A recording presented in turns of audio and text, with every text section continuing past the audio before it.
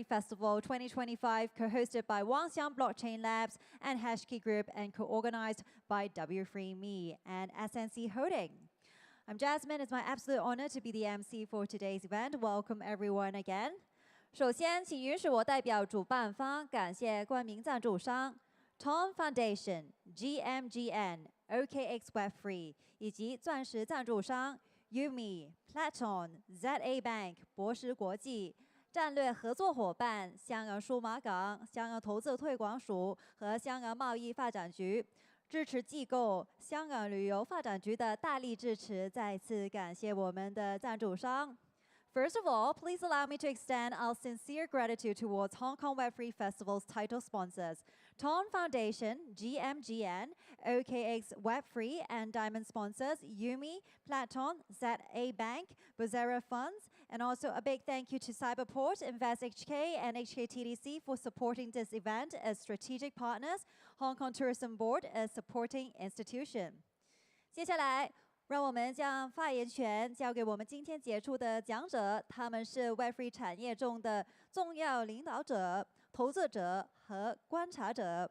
Without further ado, let's give the floor to our distinguished speakers today. They are important leaders, investors, and observers of the public blockchain infrastructures track of the Web3 industry.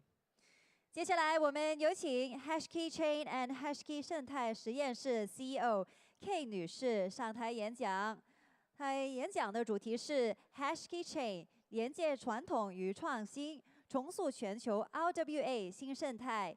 First of all, let's welcome Kay, CEO of Hashkey Echo Labs, Hashkey Chain, to deliver a keynote speech, Hashkey Chain, Bridge Traditional and Innovation, Reshape Global RWA Ecosystem. Ladies and gentlemen, please join me in putting your hands together to welcome. 有请。Hello. Hello, everyone. I'm so honored to be here to share our insight on this hotshot topic, RWA, and how Hashkey Chain could actually help everyone, literally everyone, to get on board and to seize this opportunity. I was preparing this presentation in English before, but when I was working around this morning, I found out that there are a lot of friends, new friends, not only from the Web3 investors, but also from other industries such as traditional finance, even non-financial industry. These new friends are from Hong Kong, Taiwan, Singapore, mainland China. So I decided to switch this presentation into Mandarin to better facilitate our understanding. And I know crypto and public chain may be a little bit tricky for those new friends, so I will try to skip all this Web3 oriented terminology. I'll try to share my real thought and to see to let you guys know what is going on this industry. And if you have any further questions, please let me know. I'll be there for the whole next 3 days, and we could talk and chat to share our mutual understanding on this industry. Okay, let's start. 我现在要讲普通话了，因为我觉得很多这种Web3的技术名词，其实拿翻译过来，其实会失掉很多的本位，所以我这场 presentation 会用普通话来讲。大家有任何问题，也可以看屏幕上的同传。其实我们传统金融这个词是相对于 Web3而产生的。传统它并不代表了过时和守旧，恰恰相反，因为传统金融历经了大约1000多年的发展，从我们最开始的这种以物易物的交换形式，到中间工业革命的出现，再到最近进入到21世纪，我们发现传统金融大家有了数字化、网络化、智能化的诉求，这恰恰反映了传统金融在不断的对自身进行迭代和更新。而 Web3 其实也经过了10几年的发展，从2009年的时候，比特币出现，它叫做一种点对点的电子现金支付系统。到2014年的时候，以太坊出现，为整个行业赋予了智能合约和编程的功能。再到今天，又经过了10几年的发展，整个 Web3的已经出现了一个现代 on-chain 金融的雏形。我们现在在链上其实可以实现非常多的基于传统金融的理解而实现的功能，比如说我们可以交易，我们可以借贷，我们可以有合约的功能，甚至我们有各种各样资产品类的发行。我们现在到了一个时点，是 Web2 想要往 Web3 靠近，借助 Web3 的力量来实现更好的流动性、更好的全球化。而 Web3 希望引入 Web2 的资产，让这些优质的资产进入到 Web3，提供更多的生态的可能性。于是这段时间，我们在每一个会场、每一个项目都会经常听到 RWA 这3个字，这是什么 ？Real World Asset。那对于我们来说，这是我入行以来第一次发现有这样一个词，能够让传统金融的朋友和 Web3的朋友共同理解。到现在大家来说比较熟悉的可能是什么呢？特朗普，可能是比特币。第3个让 Web2 的朋友和 Web3 的朋友都有兴趣的，恰恰就是 RWA。这个不是我们的一个凭空推测，我们来看数据啊。到目前为止，我们如果算上稳定币啊，这个形态最大的 RWA 的资产是广义的 RWA 资产，我们目前面临的是一个1000亿规模级别的市场，而它的增速在2024年、2025年有了进一步的质的飞跃。当我们抛开稳定币的场景，我们单独看不含稳定币的 RWA 资产，我们发现现在我们在面临的一个指数增长的 RWA 的市场，而这样的增长，据 Chainlink 的预测，将在2030年达到一个顶峰，达到10000亿级别的市场。那对于我们来说，RWA 是一个新兴的东西，它现在是700亿级别的市场，但是理论上来说，所有在现实世界里边有收益、有价值的资产都可以上链。所以我们面对的是什么？在仅有100亿规模的链上 RWA 和广袤的现实世界资产中间，我们有了一个巨大的 gap。这个 gap 代表了什么？代表的是我们接下来的机会。这就是为什么 Web3 在积极的拥抱 RWA。我们希望能够让所有的现实世界资产能够上链。而对于 Web2 的资产来说，上链到底意味着什么？这是我们要首先回答的问题。首先是流动性的提升。上链以后，我们可以给到大家更好的资产流动性。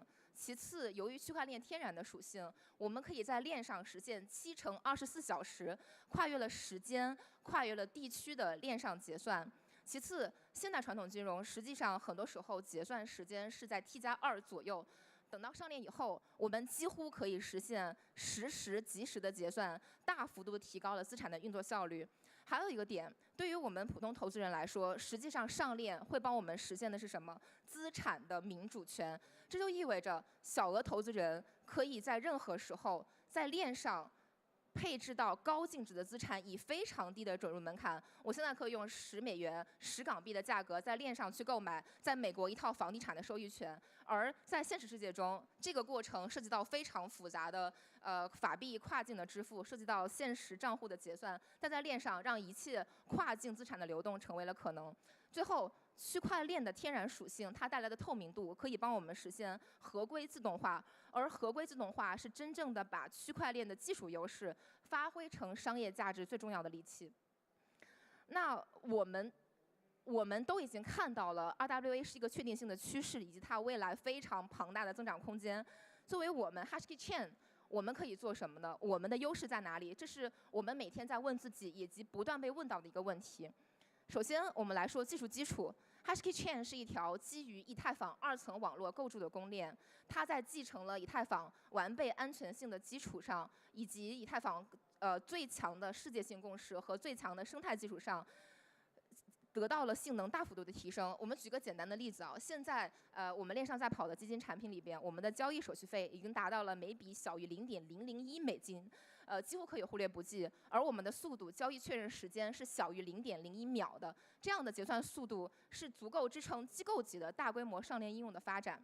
而我们也在为各种 on-chain 的 RWA 资产配置了全套的解决方案，让大家用最低的上链成本，不需要去考虑太多的技术门槛，用一键式发行的方式在链上做部署，让大家专注于本身的产品创新和收益设计。我们来帮大家做所有的底层基础设施，帮大家做好这个上链的连接器的功能。而技术实际上仅仅是我们的基础。当我们在讨论成本的时候，其实我们不应该只着眼于这个上链的交易手续费的成本，以及一些对于运营成本的大幅度降低。虽然这个很重要，因为我们如果发在以太坊1层网络上，那一笔交易手续费大约是3美金左右。这个是长期以来这个区块链面临的一个问题啊。就以太坊主网，它有很大的生态群，它很安全，但是它很慢，它的手续费很高，这是我们整个行业的通病。所以2层网络的出现是为了帮助以太坊来改善这些固有问题。题。但是成本本身其实不应该仅仅着眼于我们技术上的成本。我们现在看到很多其他的同行友商或者其他的项目，就所有的公链，其实大家都在做 RWA 的拓展，但是大家似乎陷入到了一个困境。我们要解答2个问题，第一个就是资产到底如何上链？第二个就是资产上链以后可以做什么？这个问题似乎被静静地蔑视掉了。我举一个简单的例子啊，就是我们有一个冷笑话说，要把大象装进冰箱，总共要分几步？那第一步是把冰箱门打开，第2步是把大象装进去，第3步是把冰箱门关上。现在所有的朋友，大家仿佛在讨论的是，我要选择什么牌子的冰箱，我要用什么样的最快的手速把这个冰箱门打开和关上。但是没有人真正在回答如何把大象真正装进冰箱这个问题。但这个才是我们在这个行业里最应该解答的问题。而我必须承认，在这个阶段，关于 RWA 的探索是非常非常早期的。可能对于金融类的 RWA 资产，我们有比较实践的探索，但是对于非金融类 RWA 资产，由于它本身产业的复杂度，它各地合规监管要求的不同，就导致我们对于这类资产的上链其实是一个比较模糊的概念。但我们现在 Hashkey Chain， 我们在解决的就是帮各类的伙伴们探索出一条能够被所在监管主体接受的道路，用最低的成本、最高的效率上链。在这个行业里，我不客气地说，只有我们才能够给到大家真正切实可行的解决方案。我相信，这也是我们解决方案的一部分，因为我们在链上为大家提供了全套的监管可接受的、适用于各地监管框架的链上基础设施，包括链上的 KYC、AML， 我们可以达到金融机构级别的链上身份识别。我们设置了多层的安全认证体系，我们有自己的这个救生舱的机制，包括我们可以定制化的帮大家去设计所有符合当地监管要求的框架。这些所有的积累都是源于 Hashkey 本身这么多年来在合规行业的积累，以及我们与各地监管非常深入的交流。包括我们在发行生态平台币的时候，也花了大约几年的时间，与香港这边的监管部门一起来沟通交流。我们相当于帮助制定和推进了各地监管框架。在这个基础之上，我们给大家提供的帮助一定是独一无二的，一定是非常独特的。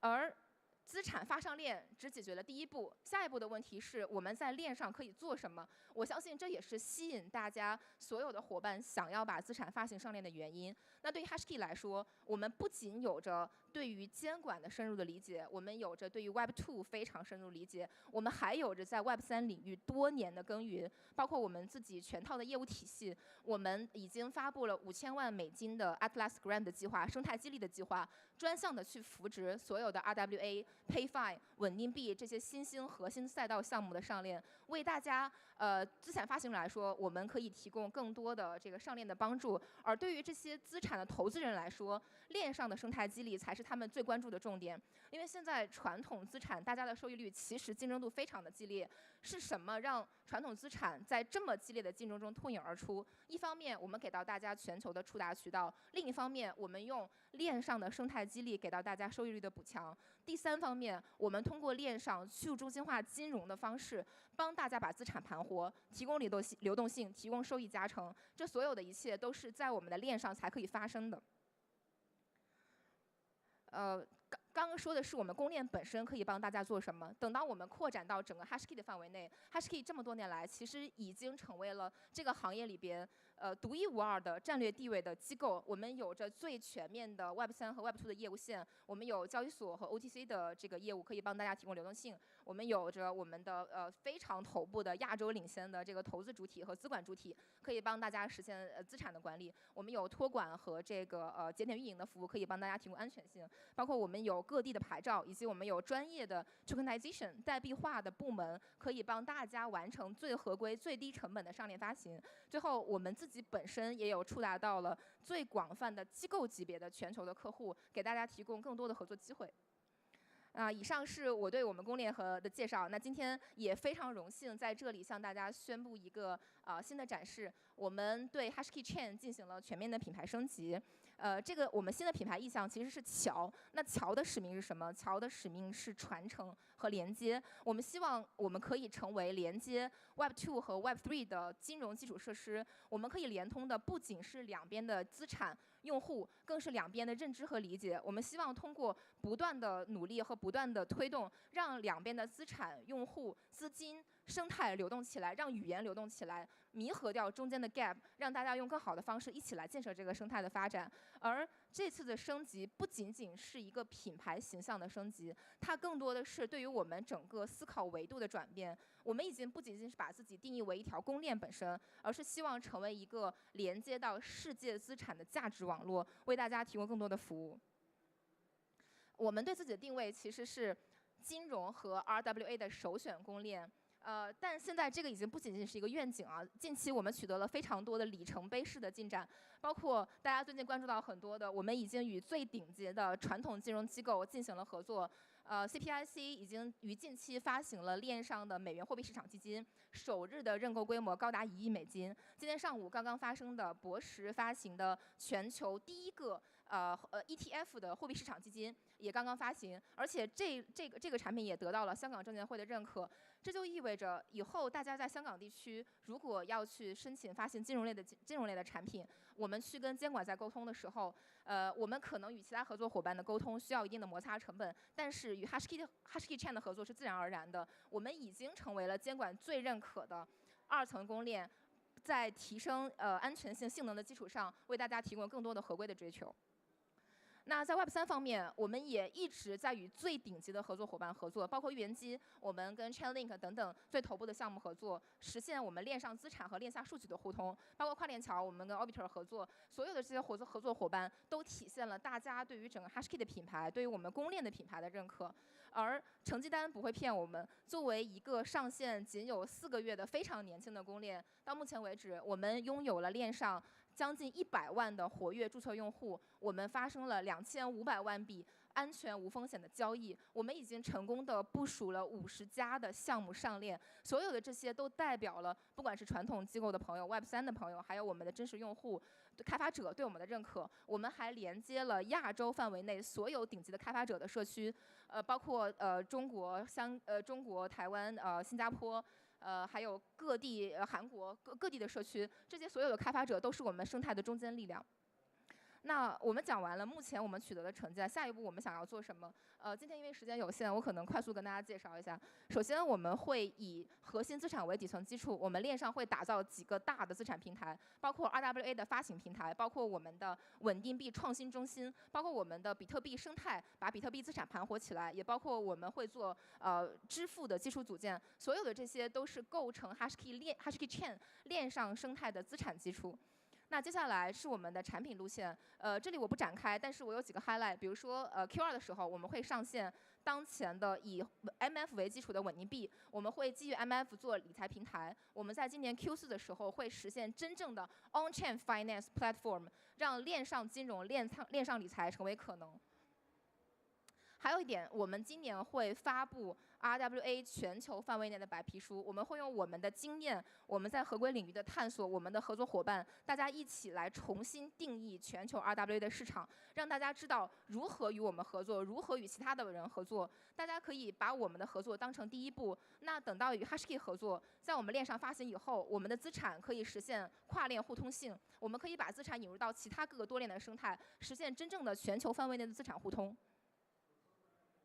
我们对自己的要求，其实像我说的只有3步。第一，在近期我们想成为链上华尔街；第二，我们会成为全球的价值网络；到了远期目标，我们希望成为连接传统金融和创新的 Web3 的总的创新中枢。这是我们对自己的期望，也是我们诚邀大家想要做的事情啊。所以在这里也向我们的开发者、机构投资人、用户发出广泛的邀请，请在这个时候，在这个行业非常早期的时候，看到它的热度，找到合适的伙伴，跟我们一起来成长，与 HashKey Chain 合作，我们实现更大的梦想。我们要说 ，The journey is not about arrival, but all about connection. Let's do it again. Let's start. 谢谢。谢谢，感谢 Kay 的精彩演讲。Thank you, Kay, for the fascinating sharing. Please be seated. 接下来我们有请 Off-Chain Labs 联合创始人兼首席科学家 Ed Felton 先生上台演讲。他带来的主题是 Better L2s for a Better Ethereum. Next, ladies and gentlemen, let's welcome Ed Felton, co-founder and chief scientist of Off-Chain Labs, to deliver a keynote speech. The topic is Better L2s for a Better Ethereum. Ladies and gentlemen, please give a big round of applause for Ed. 有请。 Thank you. Good afternoon, everybody. Thank you for your time today. I want to talk about where we are with L2s in the Ethereum ecosystem and where we are going. But let me start by talking about why we're doing layer 2s at all. There's a lot of discussion about layer 2s, good, bad, or indifferent. I'm a big supporter of layer 2s, and let me explain why.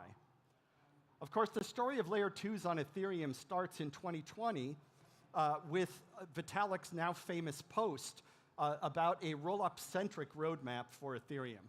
This is where the Ethereum Brain Trust first committed themselves to an L2-centric strategy. This, in my mind, was a brilliant move because it took a lesson from the internet, which is the most successful, largest-scale, decentralized, credibly neutral technology that's ever existed. The reason that this has been such a great idea for the internet is that it allows innovation to develop. It allows each layer to specialize in doing one job. And the internet has been incredibly successful at innovating and evolving and pivoting over time because of the decision to build in layers. And Vitalik was taking a lesson from that. And I think it's been incredibly successful. Let me just give you some statistics about how much layer 2s have allowed the Ethereum ecosystem to grow. Layer 2s today do about 30 times the transactions per second of layer 1 Ethereum, about 40 times the data, about 80 times the total gas usage, and there are now well over 100 layer 2 and layer 3 chains. Just to emphasize this, let me show you a bar graph that shows transaction activity in the Ethereum stack categorized by layers. You can see that layer 1 accounts for only a couple % of the overall usage. Almost everything is at layer 2 and at layer 3. This has been one of the great strengths of layer 2 and layer 3 technologies. They've expanded the scope, the capacity of Ethereum by a tremendous factor. But equally important, just like the internet, the development and use of layers allows customization of each technology of each chain. It doesn't have to be all the same. Each chain can be customized for a particular application or use case or business model. And so the L2 roadmap has been incredibly successful. But how can we continue to grow it in order to grow Ethereum? The most important thing, I think, is to make sure that L2s are aligned with Ethereum. And to me, Ethereum alignment means just this, that we work every day to make the Ethereum stack faster, cheaper, more reliable, and easier to use. If we're doing that, we're aligned. So how can we make it faster? Well, here there's a bunch of things, and there's active work going on from many teams. First, developing benchmarks so we have standardized ways of measuring performance and knowing how well we're doing. Second, faster execution, making faster virtual machines so that we can do more work on the same nodes. Next, parallelism, the ability to discover and take advantage of parallel transactions that can be executed at the same time to provide the same result as if things executed in sequence, but to take advantage of parallelism to make it go faster. To be smarter about resource pricing so that we can continue to operate chains closer to the red line of the nodes. And then finally, to build horizontal scaling so that we can have more chains that work together harmoniously to provide a single and clean user experience. Work is going on in our team and many other teams to pursue all of these strategies to make the Ethereum stack and individual chains faster. So what do developers need in order to play a role in building out applications on this faster chain? They want a few things. They want to be able to use familiar, standard, battle-tested languages and tools. They want to have fast execution at the speed of native code on the nodes. And they want all of this, these new models, to be fully composable so that they don't have to program in separate silos for EVM versus non-EVM code. Arbitrum provides this via Stylus, which allows developers to write on-chain applications in many different programming languages, Rust, C, C++, and others, and deploy them onto an EVM chain with full composability, and best of all, running at 10 to 20 times faster than EVM code, or 1/10 to 1/20th the amount of gas. There are many applications already taking advantage of Stylus. This is available natively on every Arbitrum technology chain now. Horizontal scaling is equally important, the ability to grow and increase the number of chains so that we can have more activity running through the natural or parallelism of having multiple chains. And in the Arbitrum network, you see this as well.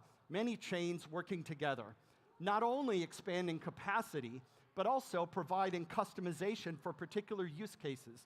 For example, gaming chains put a lot of focus on having a fast block time, very fast response time.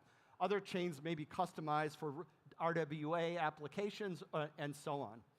There's not only strength and speed in this, there's also diversity. What can we do to make the operation of these chains cheaper? Really, we need to do two things in tandem. First, we need to lower the cost of operating the chain. If we can lower the cost of operating the chain, then we can lower fees for users in a way that's sustainable, because a chain needs to be economically viable. That is, it needs to be able to take in fees enough to cover the costs of operating the chain. And so we're working every day to figure out how to lower the cost of operating the chain to allow to do the same work on cheaper nodes and to be able to get more done. Really important here is better pricing. Pricing of on-chain resources is the way that chains make sure that they're not going too fast, that the user activity, the applications happening, don't overwhelm the capacity of nodes. So a pricer is really the mechanism that decides how well utilized the nodes will be. And if we can improve on-chain pricing, we can avoid hitting the brakes on the chain to slow it down unless we really need to protect the capacity of nodes. And you'll be seeing some really interesting announcements from our Off-Chain Labs team along this direction soon. What can we do to make Ethereum more reliable? Well, here, there's no one brilliant idea. Reliability comes from working hard every day, from doing our engineering and being heads down and making sure that we test and design and plan for reliability. I want to take the bulk of my time in this talk to talk about what we're doing to make the multi-chain L2 environment on Ethereum easier to use. We have many chains, and we've provided a great deal of expansion of capacity and diversity by increasing the number of chains. But in order to provide the user experience that people want, we need to be able to connect all of these chains together. Because users don't benefit, they don't find it easy if they have to see the boundaries between chains, if moving between chains means many clicks and a long delay. We need to connect everything in a way that is fast and trustless. Our goal is to develop a mechanism that can allow seamless cross-chain activities across any Ethereum-based chain in a fully trustless way at a latency of 3 seconds or less. And we believe we know how to do that. So, how do we do that? Well, again, we take lessons from the internet. The internet, again, is the most successful, largest scale, fully interoperable technology that humanity has ever built.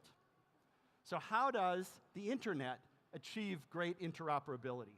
First, it focuses on being fast. Second, it is standards-based.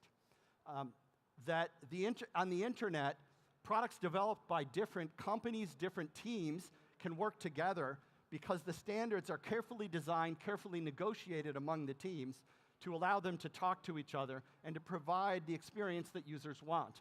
Taking a principled but also practical approach to standards development is key. Third, interoperation on the internet is asynchronous. That one device, one machine doesn't stop and wait for the other one. Why don't you stop and wait? Well, you don't know how long the other one will take. You don't know if it's even there. So asynchrony, the fact that you don't tie the timing together, that although the human may stop and wait, the machine never stops and waits. It goes off and does something else. Next, fault tolerant. This is really important. If you're going to have a large, independently operated and diverse ecosystem, you need each part to be tolerant of failures from the other parts. And that means that one chain can't just assume that other chains are going to be there, can't assume that another component is going to be there. You have to be able to react and cope and switch over to a backup strategy if something is not working. And then finally, internet interoperation is security conscious. That is, one component, for us, one chain, one mechanism, doesn't just assume that another one is secure, but instead each component defends itself against the possibility that something will go wrong. These last three bullets are the most important. On the internet, no component assumes another one will respond immediately, no component assumes another one will never fail, and no component assumes that another one is perfectly secure. Everyone looks out for themselves and cooperates in a proactive way. And this is what we need to do as well. So on the Off-Chain Labs team, we've been working with the Arbitrum community and the Ethereum community to develop what we call the Universal Intent Engine. And this is a mechanism that is designed to support the interoperation that we think is needed to drive cooperation and drive a smooth user experience across a diverse L2 and L3 ecosystem. And I want to talk a little bit about how this works. Dive into the technology just a little bit. So let's talk first about the user journey. What is it like for the user to use the Universal Intent Engine to, let's say, move assets from one chain to another, or take an asset that's on one chain and use it to do a swap on another chain? So the user starts out, the user first creates an intent. That is, the user says through their wallet or some other user interface that I want to do this operation. I have some asset over here. I'd like to have that asset over there on a different chain. So the user creates that intent. They click something in their wallet. That intent is then registered. The intent is formatted for the intent feed. It's then published in the intent feed, which goes out to all the parties all over the world who might be able to satisfy that intent by providing the funds on the destination chain, presumably in exchange for a small fee. So that goes out in the intent feed, and the user's funds on the source chain go into escrow. They're locked in a smart contract.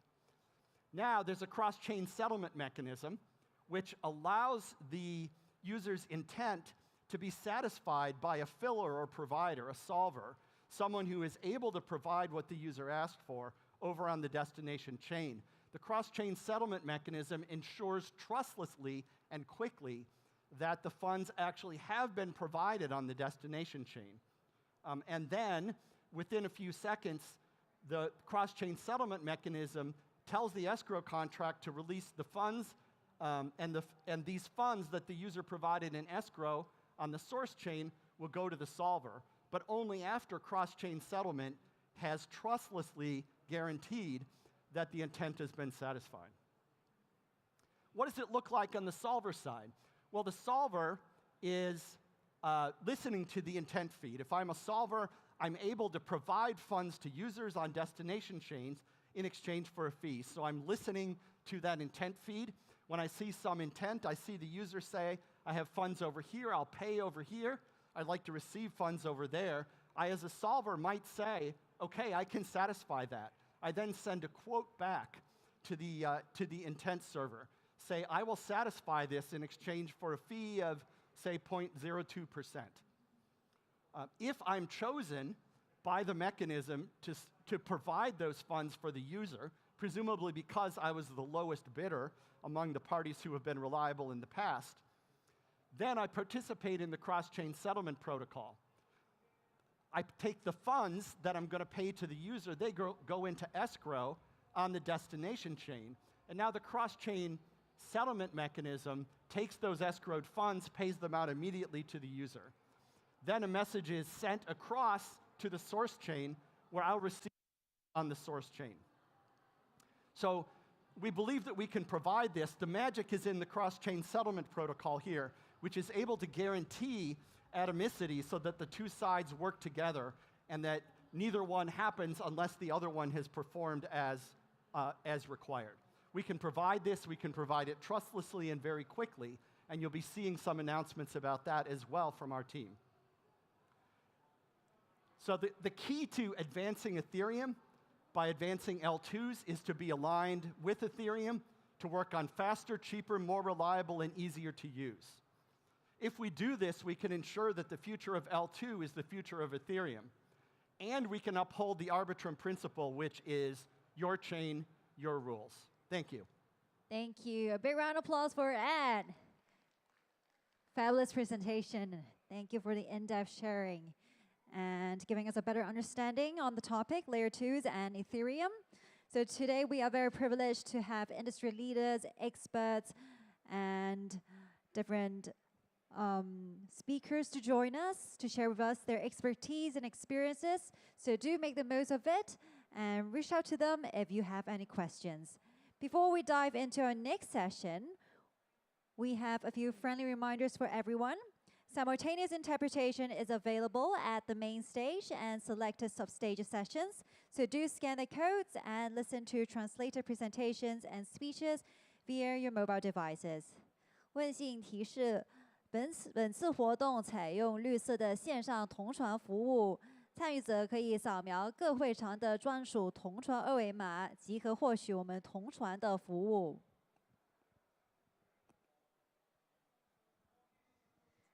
接下来是原作讨论的环节，主题是 L2 让 Web3 变得更好还是更坏呢？ Next, we will have a panel discussion about will L2 improve or worsen Web3.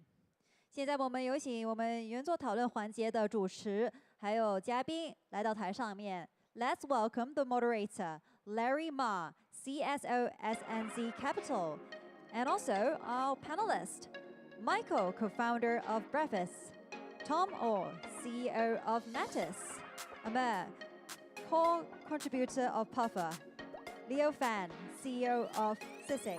Welcome our panelists and our moderator. And now I'll pass the floor to our moderator. Over to you now. Good afternoon, everyone. I'm Larry from SNZ. So last year, at Layer 1, Layer 2, we're talking about Layer 2 development because it's very Layer 2 season last year. And we're talking about the use cases and also the investment trend. So this year, fast forward to this year, I think a lot of things have changed, and there's dozens of Layer 2s has been live. And it's a good time to reflect and see what we have achieved and what's the road forward. And today, with privilege, we have 4 experts from Layer 2, and we were here from the frontier of how things evolved. So first, let's get a quick introduction. We have Michael from Hi. Hi, everyone. This is Michael from Brevis. Tom from the Metis, and Amir from Puffer, and Leo from CISIC. So let's get started with a quick round of introduction. Oh, Michael, yeah, please. sure. Well, hi again, everyone. This is Michael. I'm a co-founder of Brevis. Brevis is a smart off-chain verifiable computing platform. Now, what we do is that Brevis is something that it can offload when the blockchain itself is like undertaking some very heavy and data complex computation. You don't have to do it all on blockchain itself. Even though if it's on layer 2, layer 1, you can actually offload this kind of a complex computation into an off-chain environment. You do the computation, but at the same time generate a ZK proof. And with the computation result and also the ZK proof, you can put it back to blockchain where it can be easily and low cost verified there. And therefore, you can kind of expand the blockchain capacity and the computation power immensely, almost to an infinite level. So we have 2 products. One is called ZK coprocessor that focuses on a specific kind of a computation that allows smart contract to access and compute on historical on-chain data. And another one is a ZK VM, a generalized ZK VM called Pickle. which allows you really to do anything that is like a ZK-based and verify on chain. So we work with many of the biggest DeFi projects in the world, like PancakeSwap, Euro, and Sina, and many others. So happy to be here and talk more about Layer 2. Thanks, Michael. Tom? Hi, everyone. My name is Tom Ngo, CEO of Metis L2 Blockchain. Metis was one of the first L2 to launch, and the same year, two other L2 as well, Arbitrum and Optimism. So we've been around the space for some time. At Metis, we're more than a infrastructure layer 2. We're actually a organization is providing solution for the industry in many verticals. From the L2 side, now we're tackling the data alignment side for AI with our Instant L2 Hyperion. We also are supporting BTC layer 2 as well in that area, and as well as ZKM. So in terms of Metis, we're a organization pushing the boundaries of blockchain to really find solutions for the industry. Amir, please. Hi, everyone. Amir, I'm the CEO and founder of Puffer Labs. We are focusing on supercharging Ethereum through providing yield infrastructure together. Our first product that a lot of you might have known is Puffer Staking. We have evolved that to actually utilizing the underlying infrastructure that we have to focus on based sequencing and based rollups. And Puffer Unify is our rollup stack that we're launching very soon. Neil, please. Hello, hi. My name is Neil Fan. I'm a co-founder of and CEO of SciSig. So SciSig starts as doing some hardware acceleration for ZKP, and then we evolve into providing the computational support for almost like every ZK project. Like in past several months, we have generated more than, I guess, like 7 or 8 million proofs for the community. And we, in addition to generating all these proofs, we also have like mobile apps where people can just plug in and then verify all this like ZK proof generated by SciSig. Yeah. Great. So let's dive in with the first question. So Vitalik says blockchain trilemma, which means a blockchain cannot both have the scalability, the security, and decentralization at once. But layer 2 has been proposed as one of the solutions to address that. So at the current stage, how are we doing in solving this problem, and what are the challenges we're facing? Please, Michael. Yeah, sure. So like, the blockchain trilemma is something that a lot of people know, right? So like, but that trilemma really applies to layer 1 blockchain design, where you have underlying consensus and then you have a execution environment on top. So like, there's a famous saying in the computer science industry that is like, you can solve every single computer science problem by introducing a new dimension in the trade-off space. Right, so like, we used to have only 3 dimensions in the trade-off space, which is security, decentralization, and scalability. Now, layer 2 is proposed as actually a way to introduce a new dimension in this 3-dimensional trade-off space. The new dimension introduced here is state segmentation or computer segmentation, right? So now, if we start to allow, state fragmentation and liquidity fragmentation, we suddenly have a lot more liquidity and a lot more scalability that we can play with at the same level of security and somewhat reduced decentralization, right? So, this is like how the entire blockchain infrastructure space actually evolves. That is to play around with different kind of knobs and tunes, all these kind of trade-off knobs. And I think like for layer 2 in the last 5 years or so, the entire community did a very good job in scaling blockchain and solved a lot of scalability problems and introduced, of course, a lot of new kind of applications that were not possible to be done on a single layer 1. So, in that sense, it is very successful. But at the same time, it also introduced a lot of challenges because we introduced this new dimension of liquidity fragmentation and user fragmentation and state fragmentation, right? So I guess that's something we're all gonna talk about, more in today's, panel. But we do think that from kind of a scalability, addressing that initial trilemma perspective, there are other kind of trade-offs playing that we can play with. For example, for off-chain verifiable computing, we're instead of introducing state and liquidity fragmentation, we're introducing asynchronicity to solve the same kind of scalability challenge in the layer 1 blockchain. So essentially, you can offload a lot of computation away from the blockchain to an off-chain environment, and you can offload different kind of computation at the same time in a parallel fashion, and then have the result come back to the blockchain in a verifiable fashion. And that is also a way to actually scale blockchain and enable a lot more application use cases without these kind of fragmentation and segregation. Okay, so let me add a little bit more to the question. What's the scalability limit right now, and how the scalability and the decentralization kind of can have a balance there, solve that problem? I'll go ahead and answer this. So in terms of scalability and decentralization, I think it's always a balance. It's like, hey, I want a bulletproof car that's extremely light. I don't think we can have it all in one until we evolve on how we apply the technology and how we apply and layer on the different components of the security side and decentralization side. Being at L2, it was created for a solution to help with scalability. Now we face the challenge of, hey, it's too centralized. So for Metis, we decentralize our sequencer, but is it fully decentralized? From a technical standpoint, there are still components that are centralized for sure, but what is full decentralization, right? I could say everybody here is still using AWS, right? To some part of their tech stack or their operations. So in terms of decentralization and scalability, I think it's always you cannot always have the best of both worlds, and there's always a challenging point. But in terms of decentralization and scalability, we got to ask ourselves, what is the market really looking for and what is really needed? I think the challenge now is we need adoption and application into the real world, and we're kind of tinkering between centralization, decentralization, and how it hinders certain limitations for companies or for applications as well. So I think there's always a balance, and we're evolving. It's getting better, but I think it's still a long road ahead of us. Okay, thanks, Tom. Amir, please. Yeah, I mean, of course, I can debate asynchrony versus synchrony for probably hours. I know Ed is the camp of asynchrony. Michael here also says asynchrony is the solution. Of course, I prefer synchrony for many other reasons. But I'll just go back down a level and say we need to scale the L1 regardless of if L2s are successful before anything.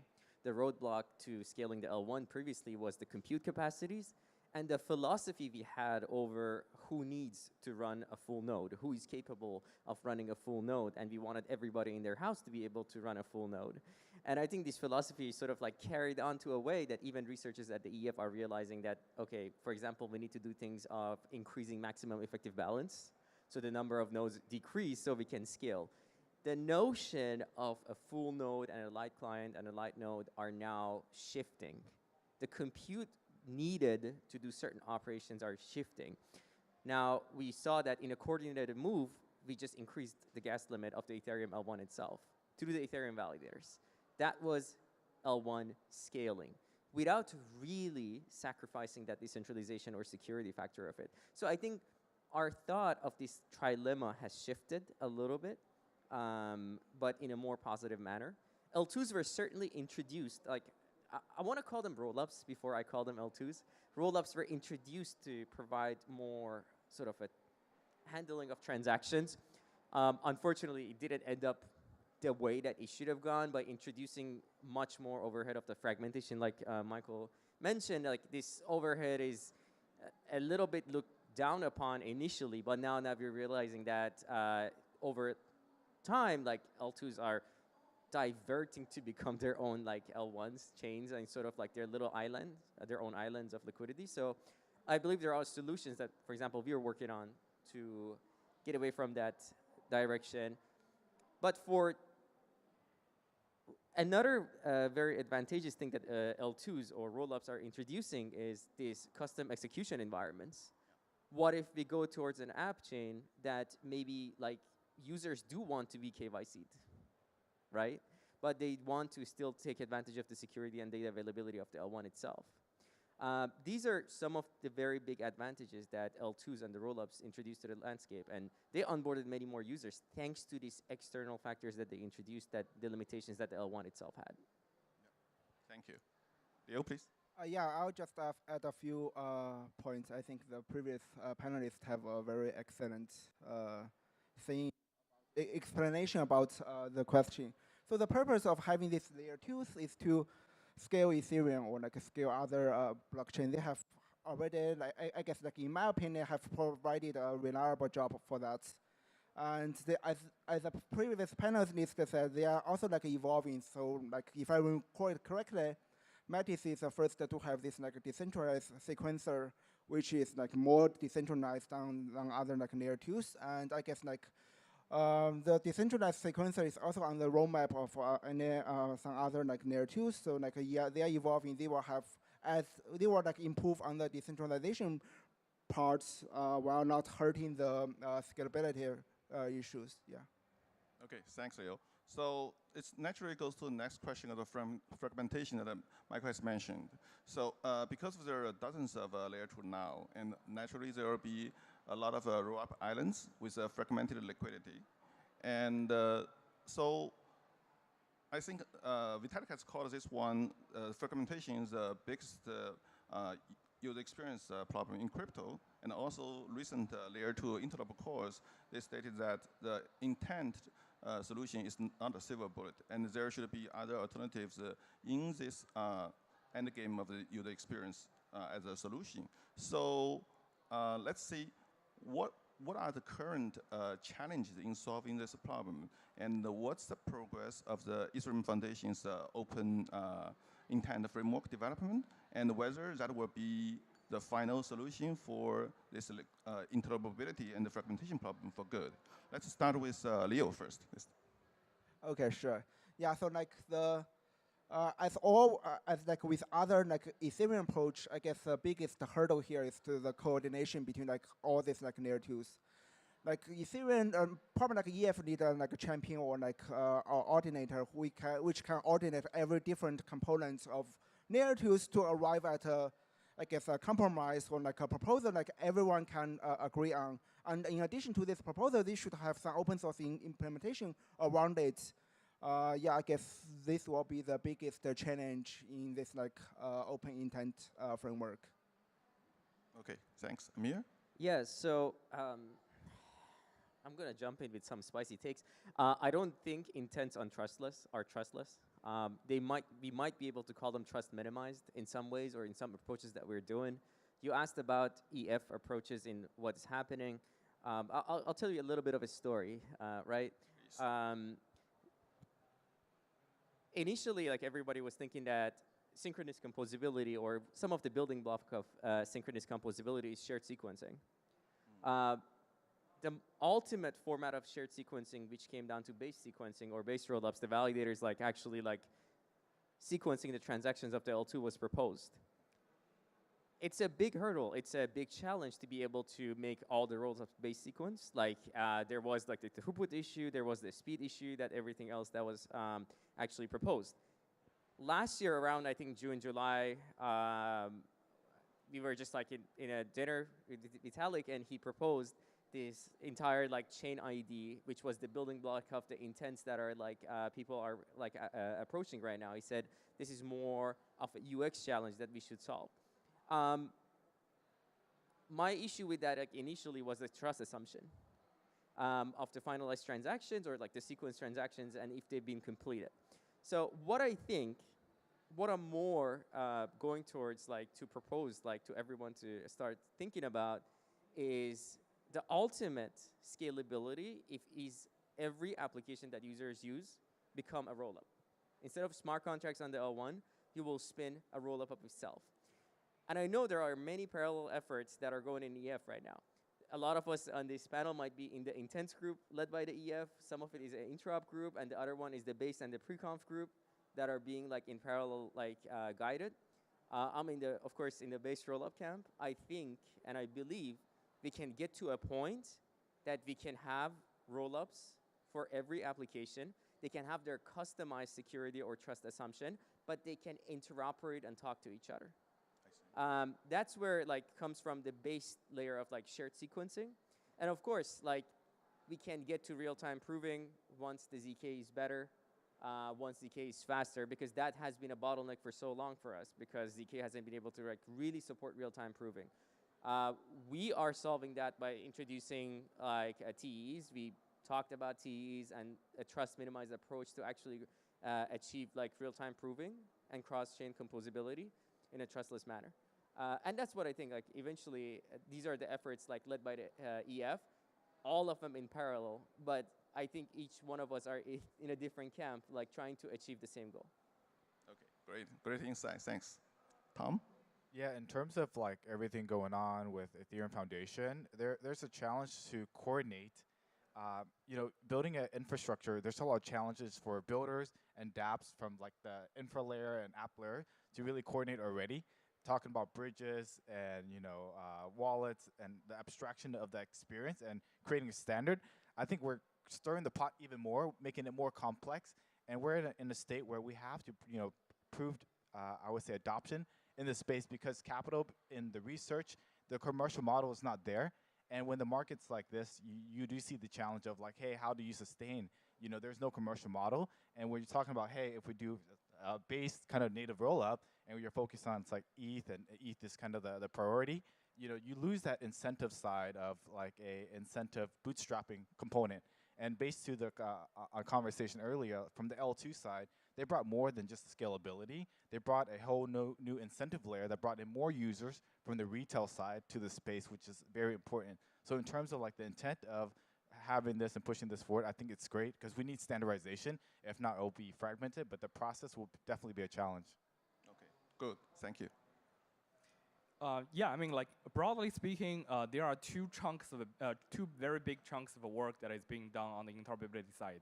One is more focusing on the infrastructure and lower level type of things, and this is like what what Ad mentioned, like how do you move state, data and funds from like one blockchain to another, right? So broadly speaking, people are starting to converge in this rough idea of we have some relatively slow settlement layer that is trust-free and at least trust minimized between these kind of different rollups and blockchains.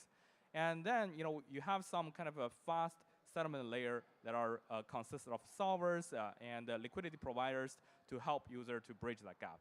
The biggest challenge in that kind of a domain is that how do you do standardization, right? So like every rollup team now has an idea of their own kind of a scalability, interoperability stack. Be that Arbitrum's interoperability stack, it may be Optimism's interoperability stack. But like we're looking at this entire Ethereum ecosystem as a whole. How can all these things kind of talk to each other in a standardization fashion? And the standardization process itself can be extremely messy. Like in internet, IETF like has debate for years until something become actual standard. So that's that. And however, there is also very often ignored challenge on the user interfacing and user experience side. So like the ideal user experience for a interoperable ecosystem blockchain is that I don't need to care about where my asset is. I just use the application, and maybe I have like some USDC somewhere, and I want to swap it to Ethereum somewhere. But I don't care. Like find me the cheapest way to do that. The problem right now is that even if we have the underlying infrastructure solved, we still need to tackle the upper application layer, right? So like if you go to any DEXs, none of the DEXs are built with that kind of cross-chain interoperability in mind. Every DEX is telling you to connect your wallet to a very, very specific network, to a very, very specific layer 2, and use the application. Right, so how do we merge that gap? How do we kind of build applications that are actually cross-chain and the interoperability native? It's something that is not really being solved and not easy, but I do think there are kind of a lot of people that are starting to look at this problem now. So like I think these two challenges, if we can solve them, and maybe in some cases we can solve the second challenge to bring user and bring order flow to force the standardization of certain kind of a status quo standardization on the underlying infrastructure layer. Great, thanks, Michael. That's really insightful. And so it looks like we are on the right track, but there's still a lot of work to do for the interoperability. So let's look into the next question, which is related to bridging transaction cross-chain. And as you know, censorship has always been one of the big topics for transaction for layer 2, layer 1 as well.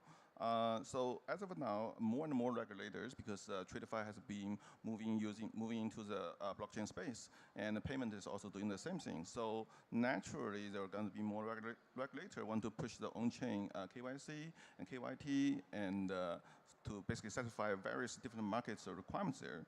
And for layer 2 as a chain, it probably want to also preserve the censorship-resistant nature and leave that to the application layer. So currently, do you guys think there's a way for L2s to maintain, basically gain the robust censorship resistance, while at the same time can satisfy, allowing your application on top to satisfy the increasing, evolving regulatory requirements? Michael, please.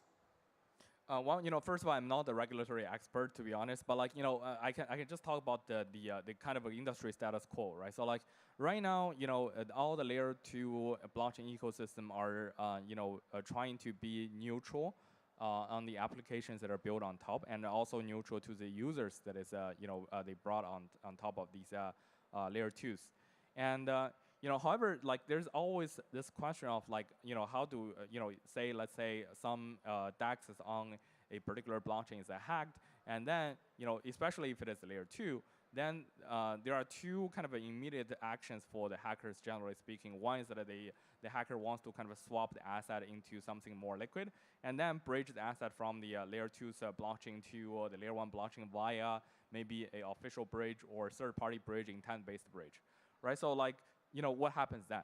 That's kind of the most encountered scenario for all the layer 2 and the application teams. So the general approach there is to rely on applications themselves to enforce a certain standard, the best effort, kind of compliance and KYT solutions. So that's have a continuous monitoring solution integrated into these applications. So at least the application front end themselves, which is hosted in a centralized entity like AWS, can actually filter and prevent malicious users and kind of attackers from using these kind of hosted front end.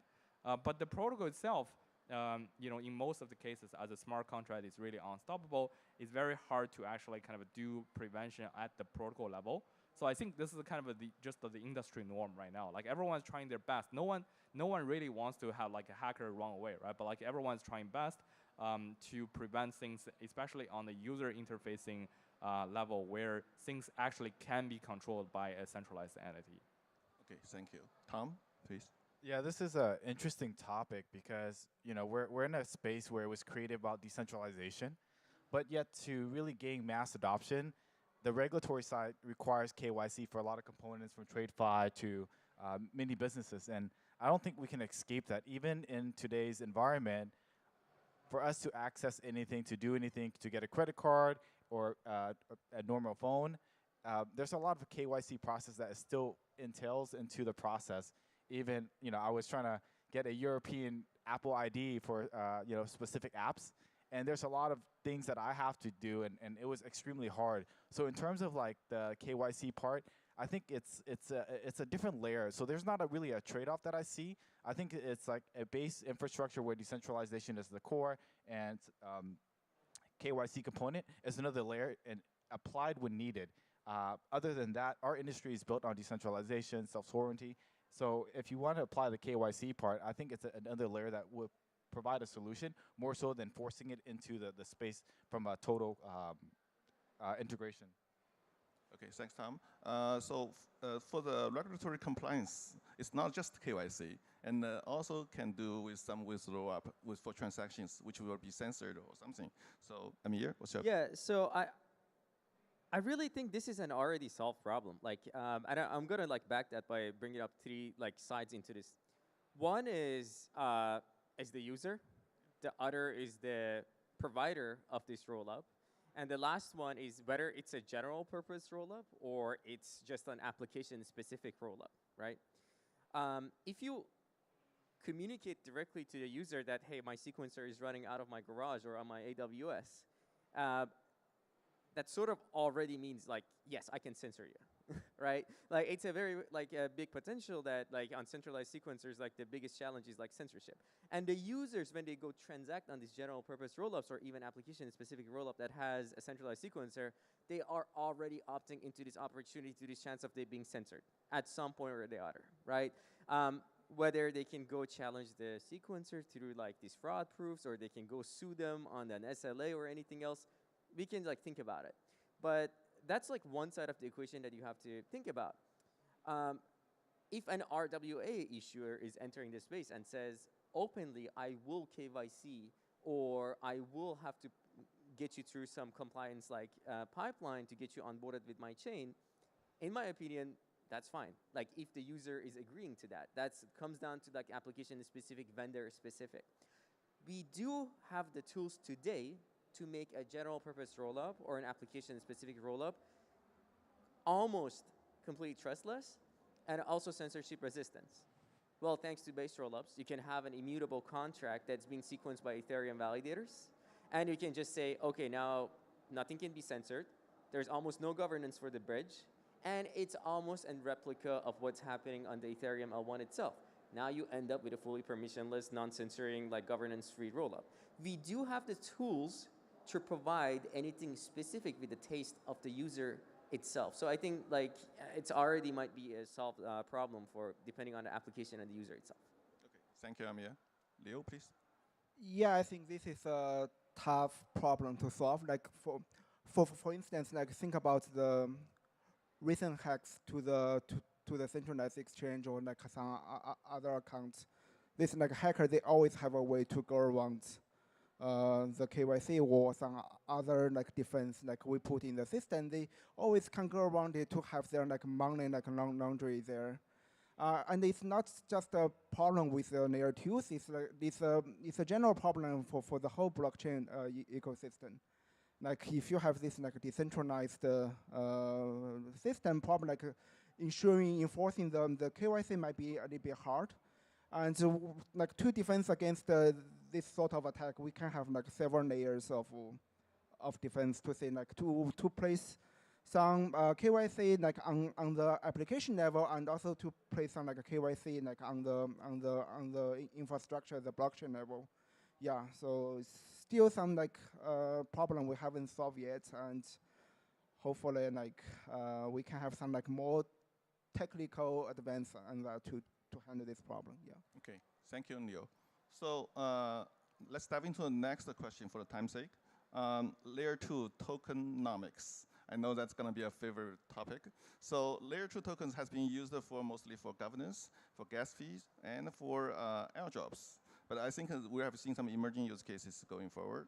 And I think the question here is how layer 2 tokenomics can evolve into a more sustainable model besides of the market speculation, and whether we have found out a way.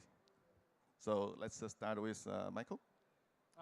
Well, layer 2 tokens are interesting. Like, there has been a lot of different discussions in the past about like kind of how to bring more value capture to these layer 2 tokens. Like some projects kind of use approach to essentially build the ecosystem by embedding the token into ecosystem blockchains. But I do think if again like the regulatory side of things permits, a pretty simple way to do this is to actually kind of, as a revenue, basically have a revenue switch for the layer 2. It's as simple as that. Like layer 2, many of the layer 2s are taking in a lot of revenue in the sequencing layer, and in the future, like in the MEV layer as well. It might be a good option to do that. Like, and there are ways to do that. Like, for example, decentralized sequencing as an option to do that. Like, kind of have people who can act as a sequencer, not only just like the Ethereum underlying validators in based rollup, but also like require these validators who actually do the sequencing to actually hold and stake tokens are all possible ways to actually do this. Okay, thank you. Tom? Yeah, I think this is a very interesting one. I think it's beyond L2 tokens. It's like, how do you put value to an asset that is, say, used for governance or gas, and then you look at meme tokens with no utility but culture, and there is more value than some very, I would say, well-built protocol. So I think the question is interesting, but to expand it a bit, it's like, how do you bring value to an asset? And I think it's the perception of the value of what the team is building.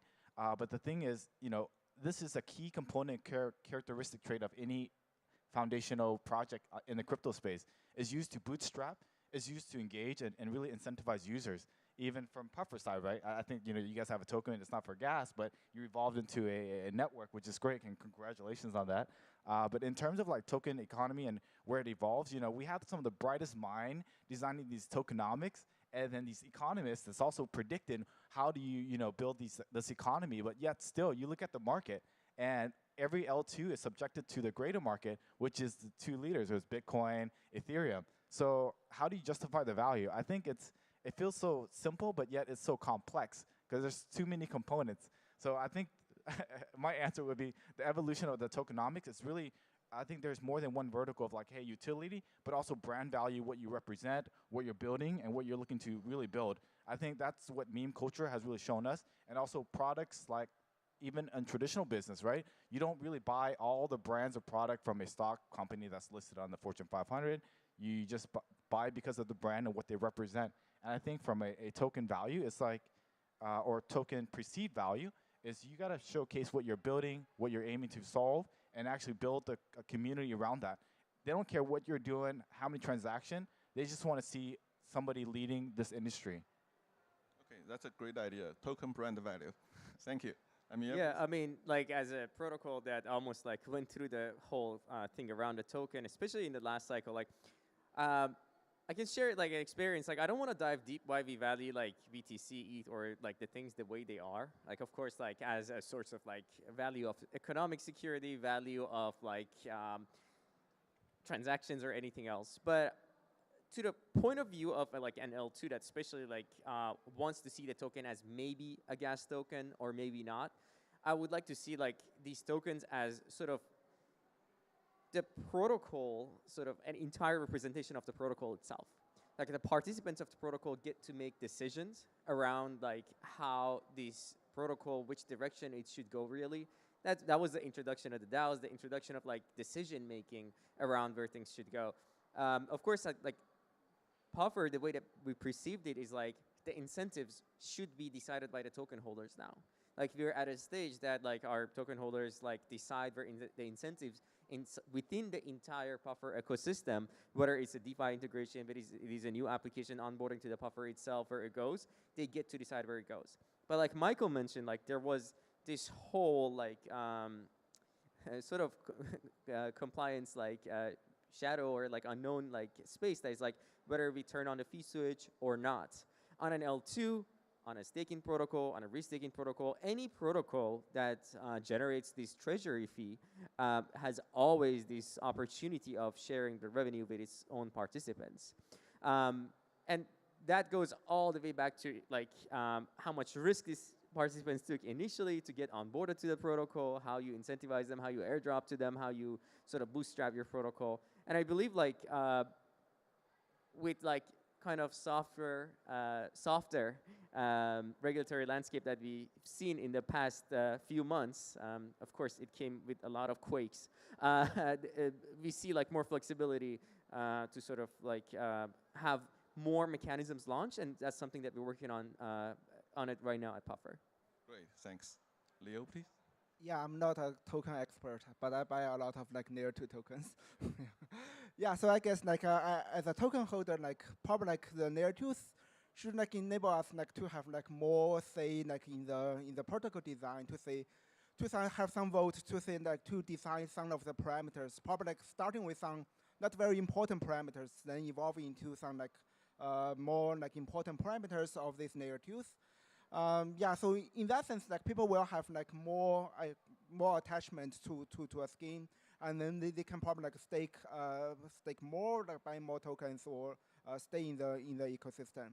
So right now, it's like I guess like for most of the layer 2s, like we buy the tokens just to speculate it may go up or go down, that kind of thing. Like we have like no attachment to the scheme, like no, it's just a speculation of our like value, yeah, things like that. Thanks, Leo. So we have time for last question. So we talked about the incentive design of the tokens, and then also there are some architectural choices, I think, down the road. And we have heard the terms of base rollup and also native rollup recently. So what are the differences between the two? And if we look down the road 2 to 3 years, what kind of practical enhancement we're going to have through these two architecture choices in terms of scalability, security, and decentralization, for example? And how are we going to solve the path going forward, say, make the better Web3 through the layer 2 innovations? Michael, please. Yeah, well, I can talk about native rollup, and then probably Amir is like going to be the better expert. I think they're orthogonal. This is like sort of the myth that they think they're like competition. That's but right. Like it's. Well, we can have both. Yeah. Yeah. So like it's actually just two different things. Like it's yeah. So for rollups today, like without talking about the native or base rollup today has like separate. They have the sequencer, and it inherits the security from Ethereum by anchoring the fraud-proof mechanism in the smart contract layer, in the Ethereum EVM execution layer, right? So like if there's some fraud happened on the layer 2, then you have a smart contract where you can initiate a challenge either using ZK or optimistic like interactive challenge. So the concept like native rollup is like, I think it's just like a fancy name for sharding really. So the way like a native rollup works is that it embeds the entire execution of a separate execution environment, like a rollup environment, in the consensus protocol of the Ethereum itself, right? So like, instead of just having the Ethereum validators executing one EVM state, now you can have the Ethereum validators executing multiple different EVM state at the same time when they're actually doing the block producing and block proposing. So it actually put the burden of the execution and also the kind of a sequencing both of these things to the validator, right? So now, however, there's a big challenge in that. That is like, you cannot really have like a validator run all these EVM at the same time. Then you kind of drag the entire block time to infinite amount of time, and then you destroy the entire validator scalability requirement or resource bound. So the key thing to actually enable native rollup, which actually is extremely beneficial for interoperability, for example, is to have a way to have real-time Ethereum block execution ZK proof. Like if you can have one guy that is just running the EVM on a rollup and generate a ZK proof and just let all the other validators in the Ethereum consensus protocol to verify that result, and then kind of just like say, okay, yeah, we now agree this is going to be the case. Then we have like a real sharding for Ethereum. That's kind of like going to be the sharding roadmap. And I think Pickle, like Brevis Pickle and many other ZKVM team are working towards that goal to enable something called real-time EVM execution proving, which will enable these kind of things. And I would like to talk about the base rollup, but like it's a yeah, I know these like timers like stressing everybody out, but like sorry organizers, I'm gonna go a little bit over time here. Story time again. So base rollups. When we call about like base rollups, like it all started from focusing on the sequencing side. What is a sequencer? A bunch of like very high-level hand-wavy explanation. A bunch of transactions go to these like L2 contract, then they get built and to a block, and then they get like posted. That's a sequencer, just high level. The sequencer can be Ethereum validator now. Ethereum validators can just sequence these transactions. That's what base sequencing and base rollup is. Now, a base rollup can be native. They can choose not to be native. OP stack today with a centralized sequencer can also choose to be native. So they're like completely two separate things from each other. Story on the native rollups and like how it started was essentially now you can see like over time the state transition proofs like became like a commoditized market, like to third parties. For example, Brevis is doing their own way of like doing the state transition proof. Some ZK rollups, ZK EVMs do their own algorithms. OP went out and hired Succinct and Risk Zero to do their sort of like state transition proofs. And the idea was like, okay, for the rollups today, what are we providing them? We provided them with the data through proto-dank sharding. We are providing them with the sequencing through base rollups.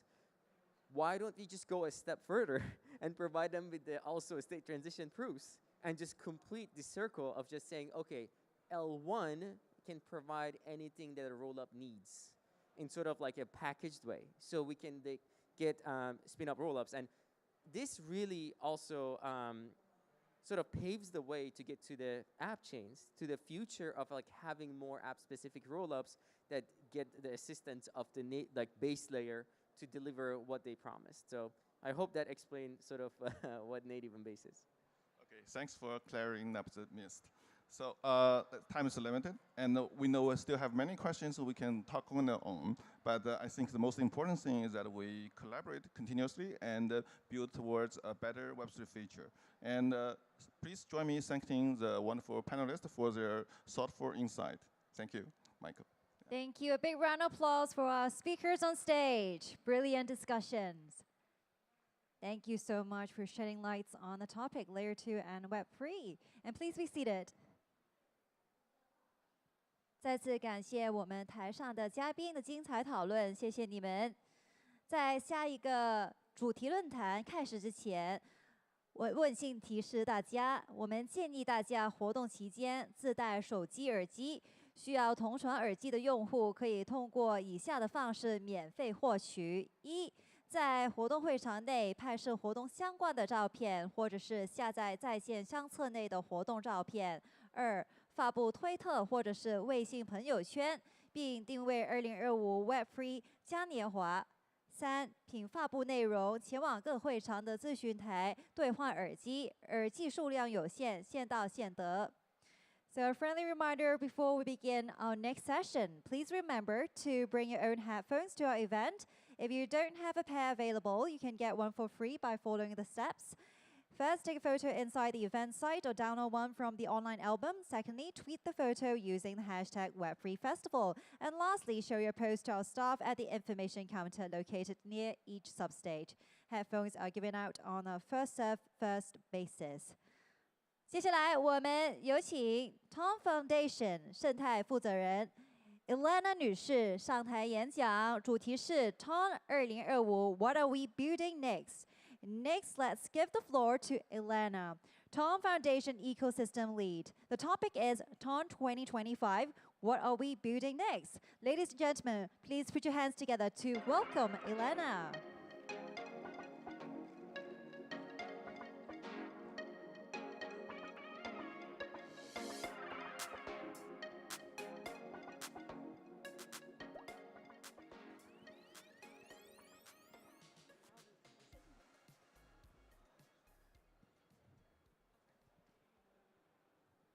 All right.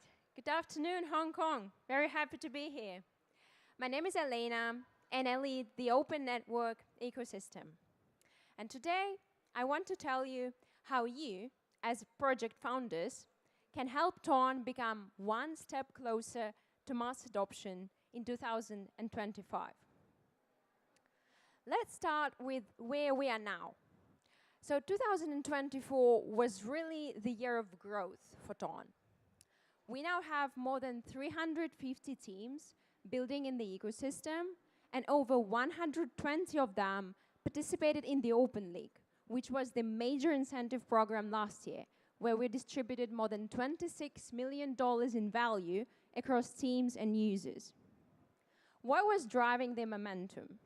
It was obviously games, with tap-to-earn experiences reaching over 100 million users at a certain point, and then the significant growth of the number of DeFi protocols from 10 to 50, like wow.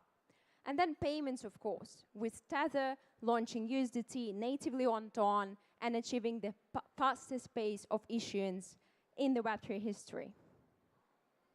大家下午好。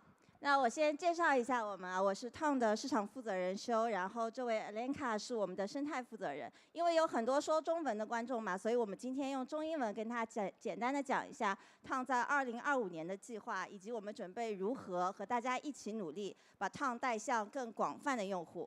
那现在先来看一下这个2024年，我们还是取得了一点小小的成绩。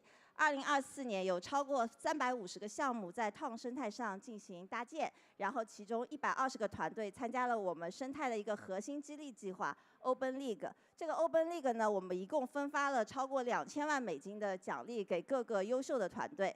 然后呢，去年也是通过一些大家已经肯定知道的点点点小游戏 Tap to Earn， 我们也获得了一些不错的成绩。有一些项目方呢，一度月活的活跃用户达到了1亿人次以上，并且呢，由于这个叙事的热潮，我们的 DeFi 啊，包括我们烫上原生的 USDT 都增长得非常快速。这些都是大家一起努力 build 的结果，也说明了烫是一个非常活跃、有潜力的生态。Right. I mean, this is all very cool, and we love talking about the past achievements, right? Everyone does. But what is next? What should we, together with you, builders and founders, be focused on in 2025? Here's our thesis for the next year. Very simple. 5 major opportunity areas.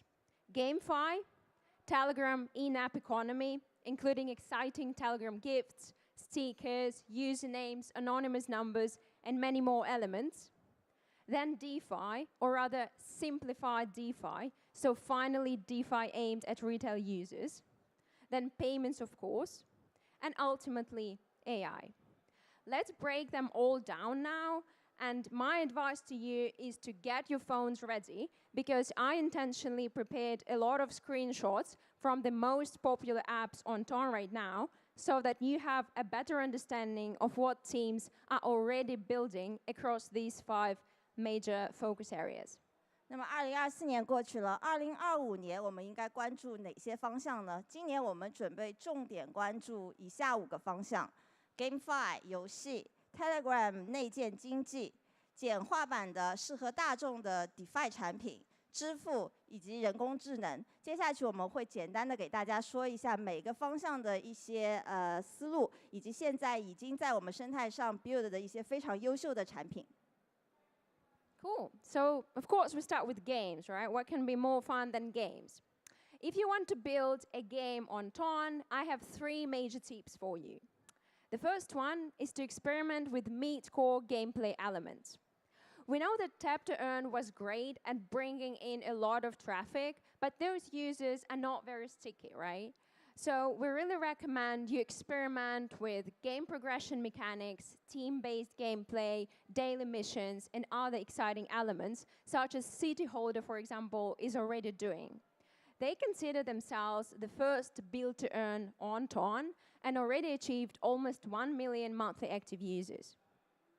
The second tip, I think, is most appealing to you guys, because you know much better than us how viral and successful mini programs can be on WeChat, right? So we definitely encourage you to try to bring those experiences to Telegram. It doesn't mean just copy-pasting. It means really understanding what players value in those games and building and designing your game with that in mind. And we're very lucky to have Pluto Games, who have been porting all those successful experiences from WeChat, starting with Katizen and now with Kate and Bombi. So look at these numbers for Bombi so far. The team has already generated more than $20 million in revenue just over a few months, with 202,000 playing users out of those more than 10 million. The third tip is also very exciting, which is leveraging the unique and really exclusive Telegram in-app economy. Imagine a game, and actually such game already exists, which is Duckygram, where apart from just playing a game, if you hold a Telegram gift as an NFT on your Ton wallet, you get additional perks and benefits inside the game. This idea helped the team acquire more than 1 million total users and give additional utility for over 45K Telegram gifts so far. 那么，如果你在开发一个游戏，或者你对游戏小程序感兴趣，那么我们现在有3个方向，现在已经在我们生态中看到了。首先呢是这个中度游戏，去年呢的点点点游戏有它自己的局限，所以今年我们鼓励大家在游戏中加入更多的一些硬核的元素，做中和的游戏。比方说 City Holder 这个游戏，它是我们生态上第一个建造类的 Build to Earn 游戏，现在已经有80多万的用户，这就是一个非常好的、非常丰富的游戏体验场景。那第二点呢，对于我们的中文开发者来说，大家肯定对微信小程序很不陌生了。那么我们也非常建议大家把微信上面有趣的体验直接带到 Telegram 来，而且我们已经有很成功的例子了，像是 Bambi， 它就是从微信小游戏的这个概念，挪到了我们的电报上面，然后它现在已经有超过2000万美金的收入了。那最后呢，也希望大家能够好好利用 Telegram 独特的经济体系，因为 Telegram 现在也有很多有趣的资产，像是 Telegram 小礼物也类似于有点微信红包发送那个小数字资产的样子。那么我们也有游戏，就是围绕着它作为展开，像 Duckygram 这个游戏就是结合 Telegram 礼物和游戏体验，它就非常好的让 TG 的用户能够获得一些独家的游戏体验。All right, payments. This is something I'm personally most bullish on. So imagine converting your fiat money into crypto in one single click and then sending a part of it to your parents, relatives, or friends, investing part of it into DeFi or real-world assets protocols, and then purchasing real goods and services either with your wallet or crypto card, very easily, very accessibly. This is something that we want to build in 2025. All of those mini apps will seamlessly exist inside Telegram. And such projects as AlienX being an on-ramp as a mini app, Holders, the major crypto cards provider on Ton, and Ton Cash, an e-com and cashback marketplace, are already doing quite successfully. So if you want to join them, you're very welcome. 在支付方向，其实我们想做的就类似于大家平时会使用的微信支付。我们希望在 Telegram 中，大家能够非常方便的用数字资产来提现啊、消费啊、返现，所有的都在电报中发生。那现在已经有像是这些小程序 AlienX、Holders、Ton Cash， 他们就在一起帮助推广。就是推向这个方向，无论是把法币啊兑换加密货币的过程变得更加顺滑，还是让用户可以直接在 Telegram 中进行购物、进行消费，把这个消费场景变得更加丰富，这都是一些非常好的例子。Yeah, so seamless money flows right inside of a favorite messenger. Let's go next. Of course, DeFi is the backbone of any Web3 system, right? But we should finally make it accessible and more user-friendly for the retail audience. And I think that such apps as Athena or Midas are very well suited to help us achieve that goal. So imagine staking Athena's USDE inside a simple mini app and getting up to 10 or 15 annual percentage yield. Or investing in American treasuries with Midas or into their liquid funds that they tokenized very recently and also achieving up to 20% APY. Like, wow, this is an amazing experience and it will finally help us stop thinking about DeFi just as reward farming campaigns, right? It should be accessible, it should be simple and really appealing to a normal, non-degen user. 那么在 DeFi 这个点上，我们 Ton 的 DeFi 希望跟别的公链做的都不一样。我们不希望让 DeFi 变得非常复杂，最终的目标呢是希望做大众化的，大家都能够使用的 DeFi 产品。那现在我们就在跟 Athena 和 Midas 一起探索做一键投资的这个模式。未来大家可以直接一键质押 USDE。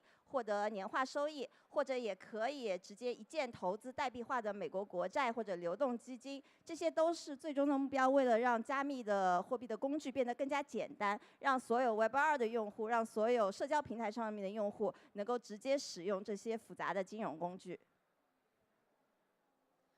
Well, Telegram in-app economy is probably one of the most popular and exciting trends recently. We have already some flagship projects, which I'm very excited to share with you today. For example, Tunnel, which is now the largest NFT marketplace for Telegram gifts, like ever. They already generated more than $23 million in total volume and continue to release new cool features such as P2P trading, which was originally in the app, auctions, and what they call GeFi, or gift staking. The second product that I want to highlight today is obviously Sticker Store. Probably some of you guys heard of it already. So this team has managed to bring the largest IP in Web3 to Ton and Telegram, including Bored Ape Yacht Club, Flappy Birds, Pacha Penguins, and more, and already generated more than $4 million in revenue for creators. And last but not least, Upscale. That's a new prop trading app by the Storm Trade team, which is our perp DEX. So imagine being able to trade crypto without even having crypto on your non-custodial wallet, which is already something very complex, right? You just enter the app, you purchase the subscription in Telegram Stars, and you can start trading crypto assets. They also provide a multi-level referral system, which already made the app almost viral. 那么 Telegram 其实自己也有很多现在的数字资产了，可能大家也知道 Telegram 和 Ton 有非常紧密的合作关系，我们有独家的合作，所以说 Telegram 这些数字资产也和 Ton 有非常紧密的联系。比方说现在我们已经有了类似于 Telegram 的礼物 ，Telegram 的贴纸，贴纸就是类似于表情包，我们在微信里发的表情包、用户名等等。那么我们现在已经有很多项目在结合这些在 Telegram 上面做小程序，比方说Tonel 是我们上面最大的 Telegram 礼物交易平台，现在它的交易额已经超过了2300万美元。然后 Sticker Store 是我们的贴纸平台，以一些非常顶尖的 Web3 IP， 比方说无聊猿、胖企鹅，已经在我们上面 launch 了他们自己的 Telegram Ton 贴纸。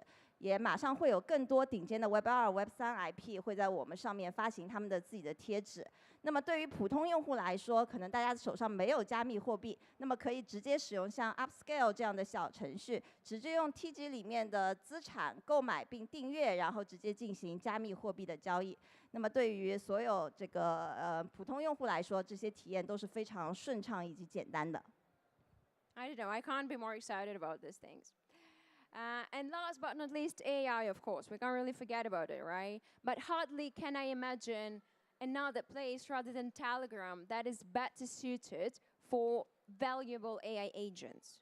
We've had enough of hype and buzz around AI agents and their tokens, right? So it's high time we started thinking about something more useful. We already have some champions in the ecosystem, including Star AI. I'm pretty sure you can find those guys somewhere here at the Web3 Festival, which is the largest AI agent launchpad on Ton so far. And then Grably is also an exciting use case where you can actually monetize your private data through giving it to AI companies.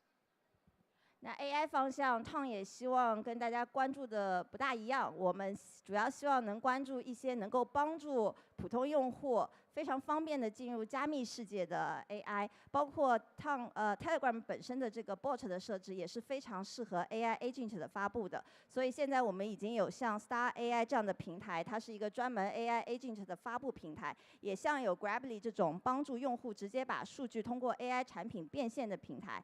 然后最近呢 ，Grok 也加入了 Telegram 中，所以我们相信也期待很快会有更多好的 AI 产品加入到我们的生态中。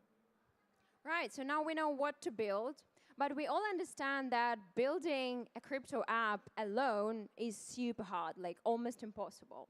This is exactly why we are here to help, and I'm very happy to introduce you our new approach to project support in the ecosystem.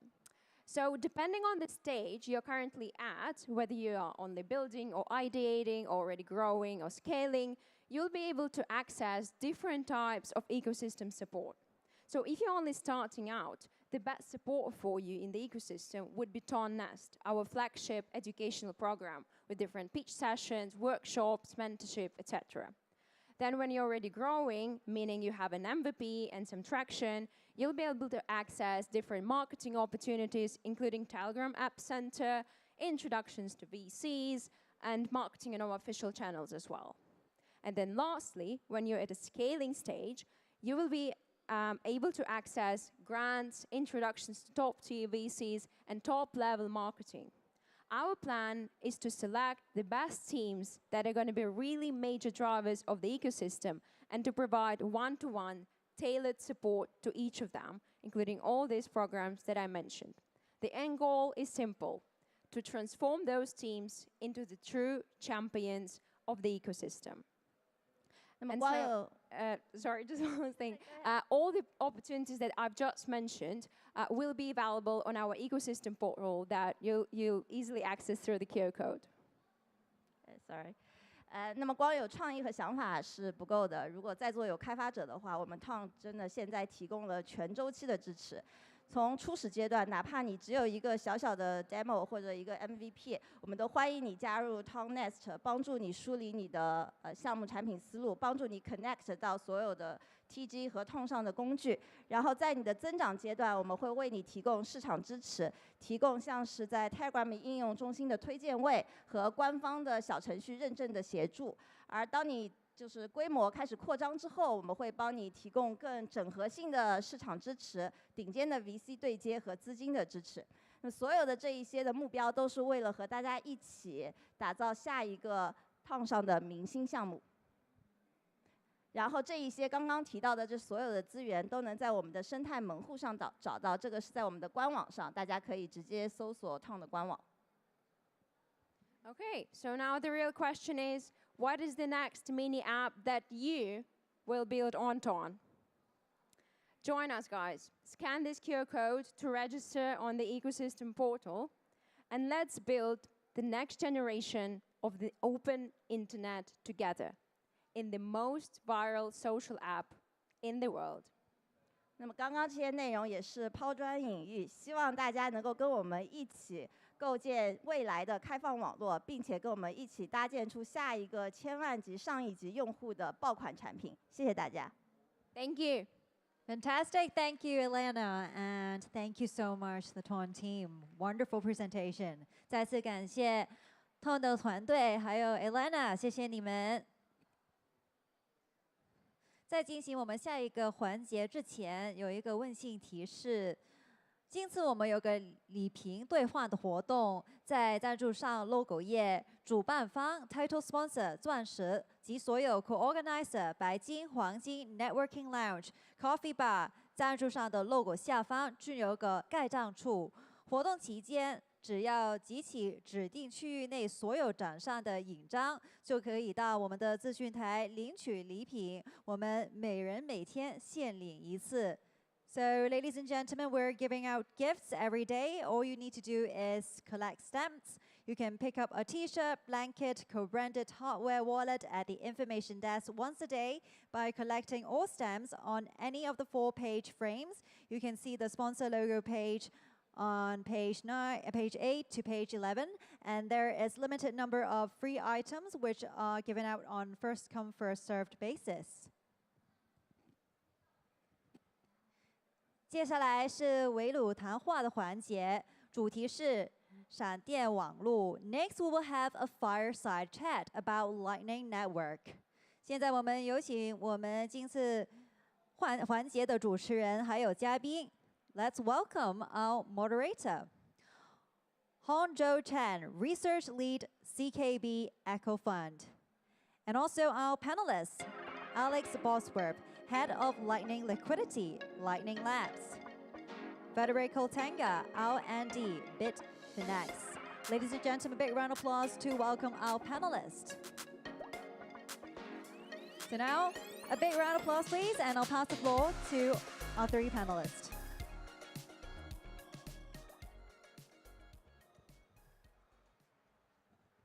Hello, everyone. Yeah. Hi, everyone. Good afternoon, and welcome to join our fireside about Lightning. And we are very glad, we are honest to have Federico and Alex join us. Yeah. Actually, before the fireside, we actually have a very hot discussion about the Lightning, about AI, about many things just at this stage. So, at the beginning, please briefly introduce yourself to our audience. Okay. Hello, everyone. I'm Federico. I work for Bitfinex. In Bitfinex, we have a research and development team working on, in particular on Bitcoin and Lightning Network use cases. And actually, one of our main focus is also the RGB protocol for tokenization on top of Lightning. And we really believe into this technology, and we are looking forward to see it grow in the coming years. Hi, I'm Alex Bosworth. I work at Lightning Labs. I'm the head of Lightning Liquidity there. I've worked at Lightning Labs for 6 years, a long time, and I work on the products and services that we offer to kind of build and grow the Lightning Network. And one of the big one is called Lightning Loop. Yeah, thank you, Federico. Thank you, Alex, to join us. And my name is Hongzhou. I come from CKB, and we also focus on the Lightning part. For our CKB, we have our own Lightning implementation named Fiber Network.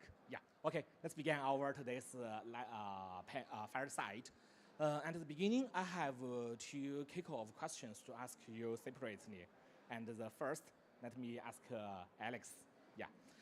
As we all know, that the liquidity management is a vital challenge for the Lightning. So could you share how Lightning Labs solve this challenge through some innovation or through some new functionalities? Yeah, so we offer the open source free service or free application called the LND, and that's an implementation of the open protocol, the Lightning protocol. But then we also have services that we offer to help people manage their nodes and get liquidity. And probably the biggest problem in the Lightning Network from a liquidity management point of view is that because liquidity can be assigned by you, meaning you can point your money out at the network, but you can't force other people to point their money towards you in the network. You need to have some way to incentivize them to point capital in your direction. That's a liquidity problem. And so that's the product that I work on called Lightning Loop. That's kind of like the solution that we offer is an API to allow you to create that incentive. And it's a non-custodial service. So you can use the client, and it's an open source MIT licensed client. But on the back end, we operate as a way to say, I want to have an API to get money pointed in my direction so that I can receive on the network in an ad hoc way. And that's kind of like the big service that we offer that we've been iterating on all over these years to kind of like solve that problem. Yeah, it's very exciting to hear that there have some new innovations to help users to manage their Lightning funding more effectively, right? So the next question is to Federico. As the R&D in Bitfinex, I know you are focused on the Bitcoin derivatives and DEX development. So could you share your idea about the DEX based on Lightning? Especially, we know there have some Bitcoin native protocols such as temporal access, RGB, RGB++. How these protocols help this DEX development? Yeah, sure. So yeah, right now the state of the art of DEXs is that they usually run on EVM chains, and there are 2 models. Either you have order book based DEXs where all the orders are placed on chain and then the smart contract match the orders, or you have this more popular AMM, automated market makers DEXs, where there is this algorithm, this formula that try to price the different assets that needs to be swapped. And I mean, the problem with this system is that everything happens on chain, so there are many inefficiencies. Like you have latency of waiting for the blocks to come, even with like very fast chains. You have some latency. You need to pay on-chain fees. And probably the worst part of all is that everything is public, so all your trade that you're about to do can be seen by anyone, and then there can be like people that front run you. You can have like miners that manipulate the order of the transaction in the block to extract the value from your trade. So there are a lot of problems with DEX. People like DEXs because you don't need to do KYC and you don't need to onboard to a centralized service, but they're doing a trade-off. So with Lightning, we can actually solve these trade-offs. Because with Lightning, we can have instant settlement. So once we have multiple assets on Lightning, right now we have only Bitcoin, but like once we have also USDT on Lightning or other assets that people like to trade on Lightning Network, you can have these atomic swaps on Lightning. So with the speed of a Lightning transaction that doesn't need to wait for block confirmation, that it can be like almost instantaneous if you have a good connection to your counterparty. you can have not only a payment, but you can start having a swap between Bitcoin and USDT or whichever pair you are interested in. And this has the advantage not only of speed, but also of cost, because it happens on Lightning Network, so you don't need to pay on-chain fees. So yeah, that's quite good if you want to trade small sizes, especially. Then you have the security of Bitcoin. You don't need to rely on another chain that is doing some security trade-off, some trust trade-off to enable like low transaction fee and fast block time. I mean, you have the full security of Bitcoin, so it's as safe as it can be. And then the best part, in my opinion, is that everything is private. So a Lightning payments, nobody in the world knows about that you're doing a Lightning payment if not you and your counterparty. So it's going to be the same, if not even better with the trade, because only you and your counterparty knows that this trade is happening. So nobody can use this information to front run you. Nobody can try to manipulate the order of transaction in a block to extract value from your trade. So this will eventually make the trading experience not only better and faster, but also cheaper. Cheaper than people are used with AMM on EVM chain and stuff like that. So I really think this can be a catalyst for Lightning adoption. Because right now Lightning, I mean, it's cool, but people are, the main problem with Lightning, I think, is people are not so interested with Bitcoin payments in general, overall. But people, like, they will be more interested in USDT in general stablecoin payments. That's already something that has more traction than Bitcoin payments. But even more, people like trading. People like to be able to trade and to be able to do it in a decentralized manner without registering to a centralized service. So I think Lightning will be able, with like DEXs on Lightning, it will be possible to have a superior and cheaper experience compared to what we currently have with DEXs on EVM chain. Yes, I totally agree that based on Lightning to do some applications is very helpful for the Lightning's massive adoption. And I know that for Bitfinex, you have some attempts that based on Lightning to do DEX.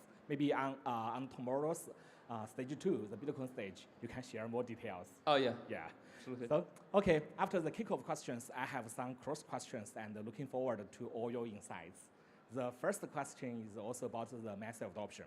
I think that in the past year, we see significant growth of Lightning Network, particularly in some country or areas that embrace the Bitcoin, like El Salvador.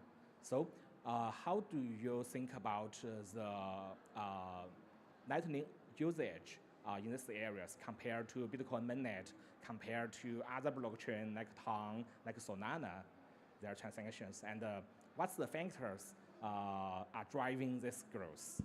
Looking for your idea. Yeah, I think we had a very interesting experiment in El Salvador, which maybe is rolled back a little bit recently due to external pressure, but it went on way longer than I ever expected it to work. And I think that it's a great proof point that the network didn't fall over. Everything really continued to work, and that's kind of one of the core concepts of scaling with the Lightning Network is that. The activity that happens with the Lightning Network, it's just you and your peer, or just you and a small set of peers. So the activity can scale to a country set of people, and there's no blockchain to kind of congest with that activity. In theory, if there's a lot of transactions going on, I think in practice, the weaker points were not necessarily like the Lightning Network itself. It was more of like getting people to accept Bitcoin as a currency. That's that's taking time to mature. Like, Bitcoin is huge, but it's not huge in terms of dollar huge. It's it's still a kind of a niche product in terms of the currency world. And there's also the issue of like when a government kind of mandates something, you get people who are lined up and they're the ones providing things, but they're not necessarily the best. So we kind of need to have a grassroots kind of adoption story of people building the best solutions rather than the government saying, okay, these guys are the ones who are providing it, and then how do they select those people? Maybe that's just their friends or something like that. So I think that that's kind of still unfolding. The people who are building are trying to figure out how can we actually bring people into something because they're not used to it. You know, they're just like dumped into this world of Bitcoin that they never really heard about. And that's one thing that we also are working on with the Taproot Assets project to try to bring dollars to these people. Especially in the olden days, El Salvador kind of mandated that you would have a wallet that had both dollars and Bitcoins.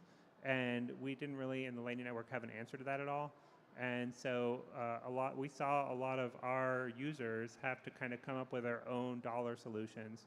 So they came up with these kind of stablecoin channels, or they came up with separate like dollar holdings, and they went to other networks actually. They left the Bitcoin network, they went to Tron or other networks to fulfill this government requirement that they have these dollar wallets.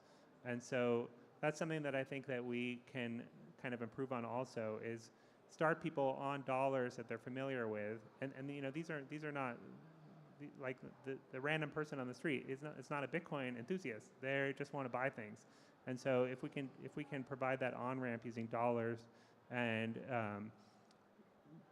use dollars with the Bitcoin Lightning Network, with Bitcoin in the Lightning Network, that's like I think a path to have a success in that story.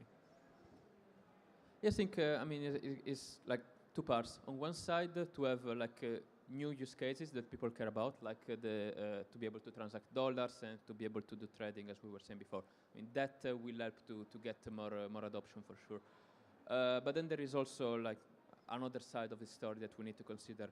A lot of these other chains like Solana, Tron, and all the others, in a way they have capital to heavily incentivize adoption. So like they can pay companies to integrate their chain, and they can pay users through staking incentives to put money on their chain. And this is why one of the reasons why they are so successful. But yeah, on the other side, this incentive they cannot run forever. I mean, eventually, incentives are great to kickstart a network, but then you need to have organic growth. And then this change tends to come and go. I mean, there is always like a period where one layer 2 is more popular, then it fades away, another one comes, and it's not really good if you want to build something long term. So I think people that are building on Lightning are building long term. So I think the growth of Lightning Network is going to be slower.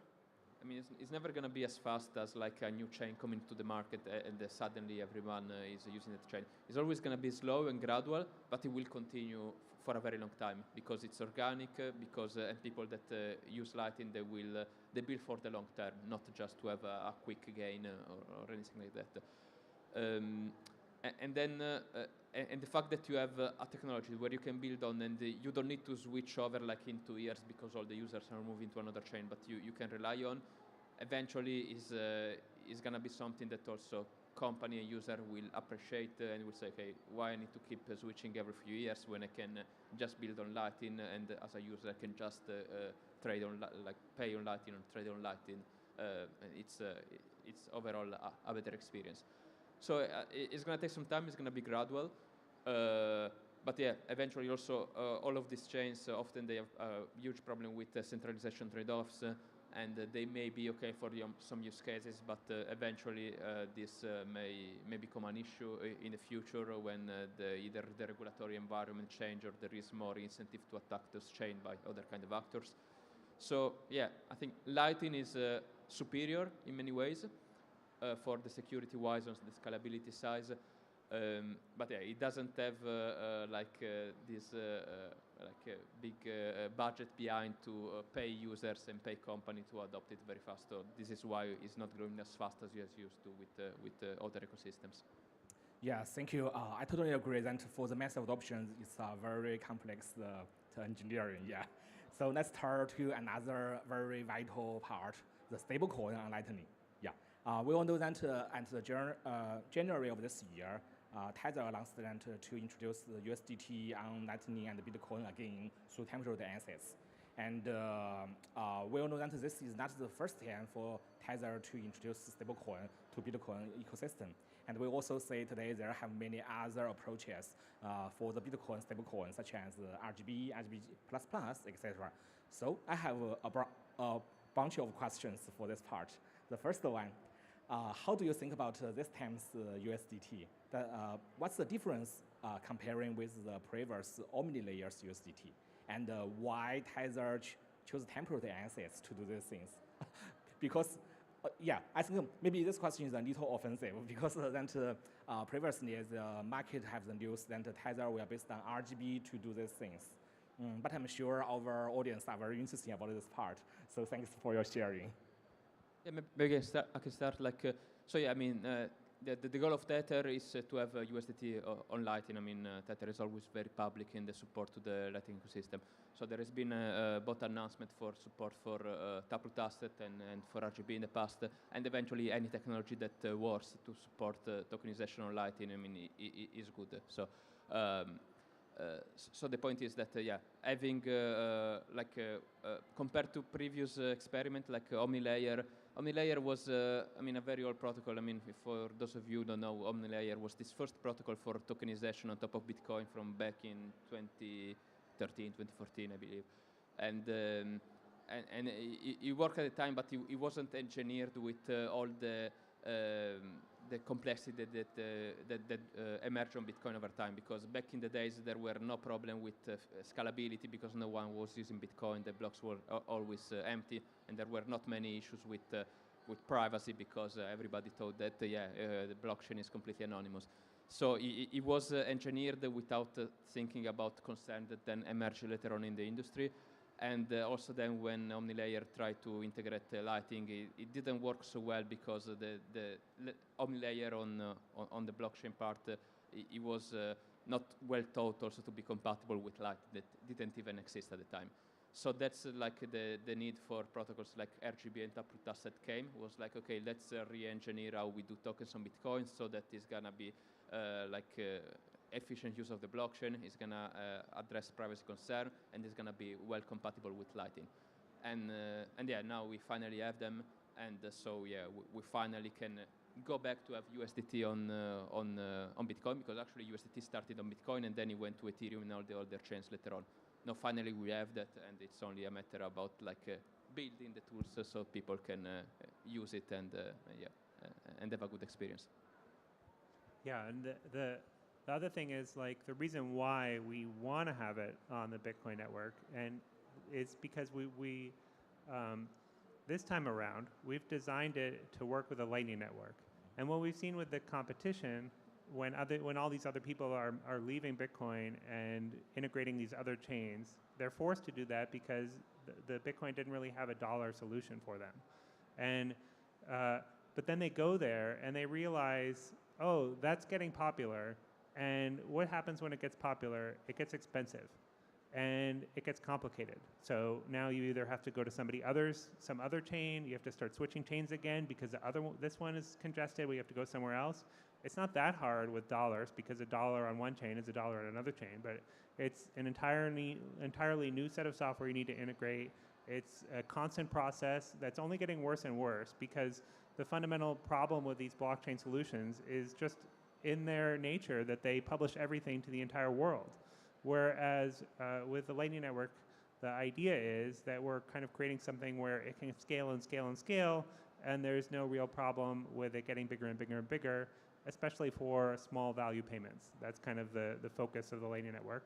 And I think that's where the design of Taproot assets has kind of like differed from past solutions. I mean, there's all sorts of color coins that's been for years and years and years, but we're really focused on this small value dollar solution. Yeah, the time flies so quickly.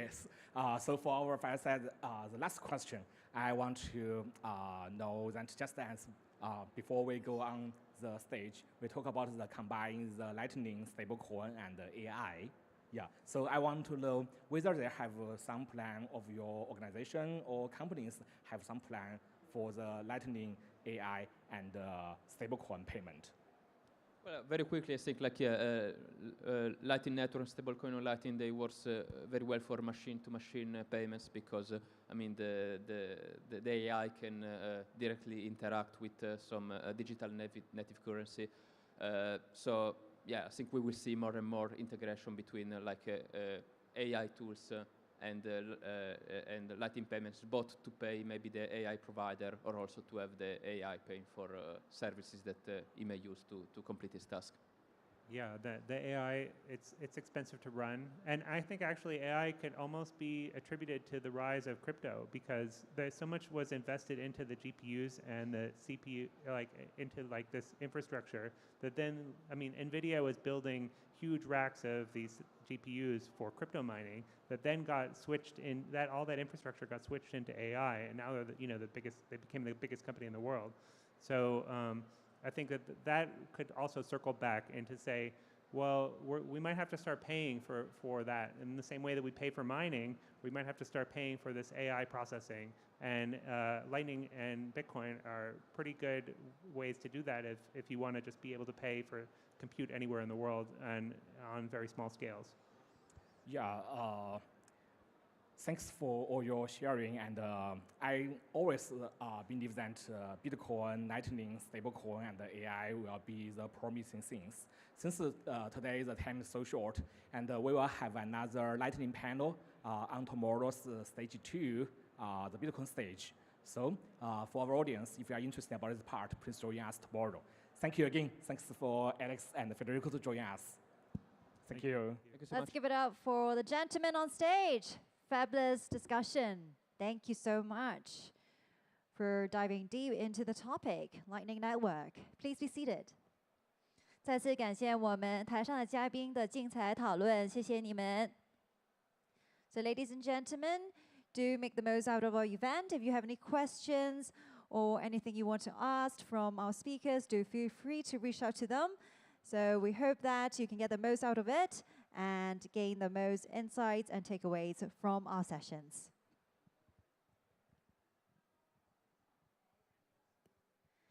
接下来，我们有请 Aptos Labs 创始工程师兼产品工程负责人 Sherry Xiao 女士上台演讲，主题是 Aptos Building the Global Trading Engine. Ladies and gentlemen, without further ado, let's welcome Sherry Xiao, founding engineer and head of production engineering Aptos Labs. A big round of applause to welcome her.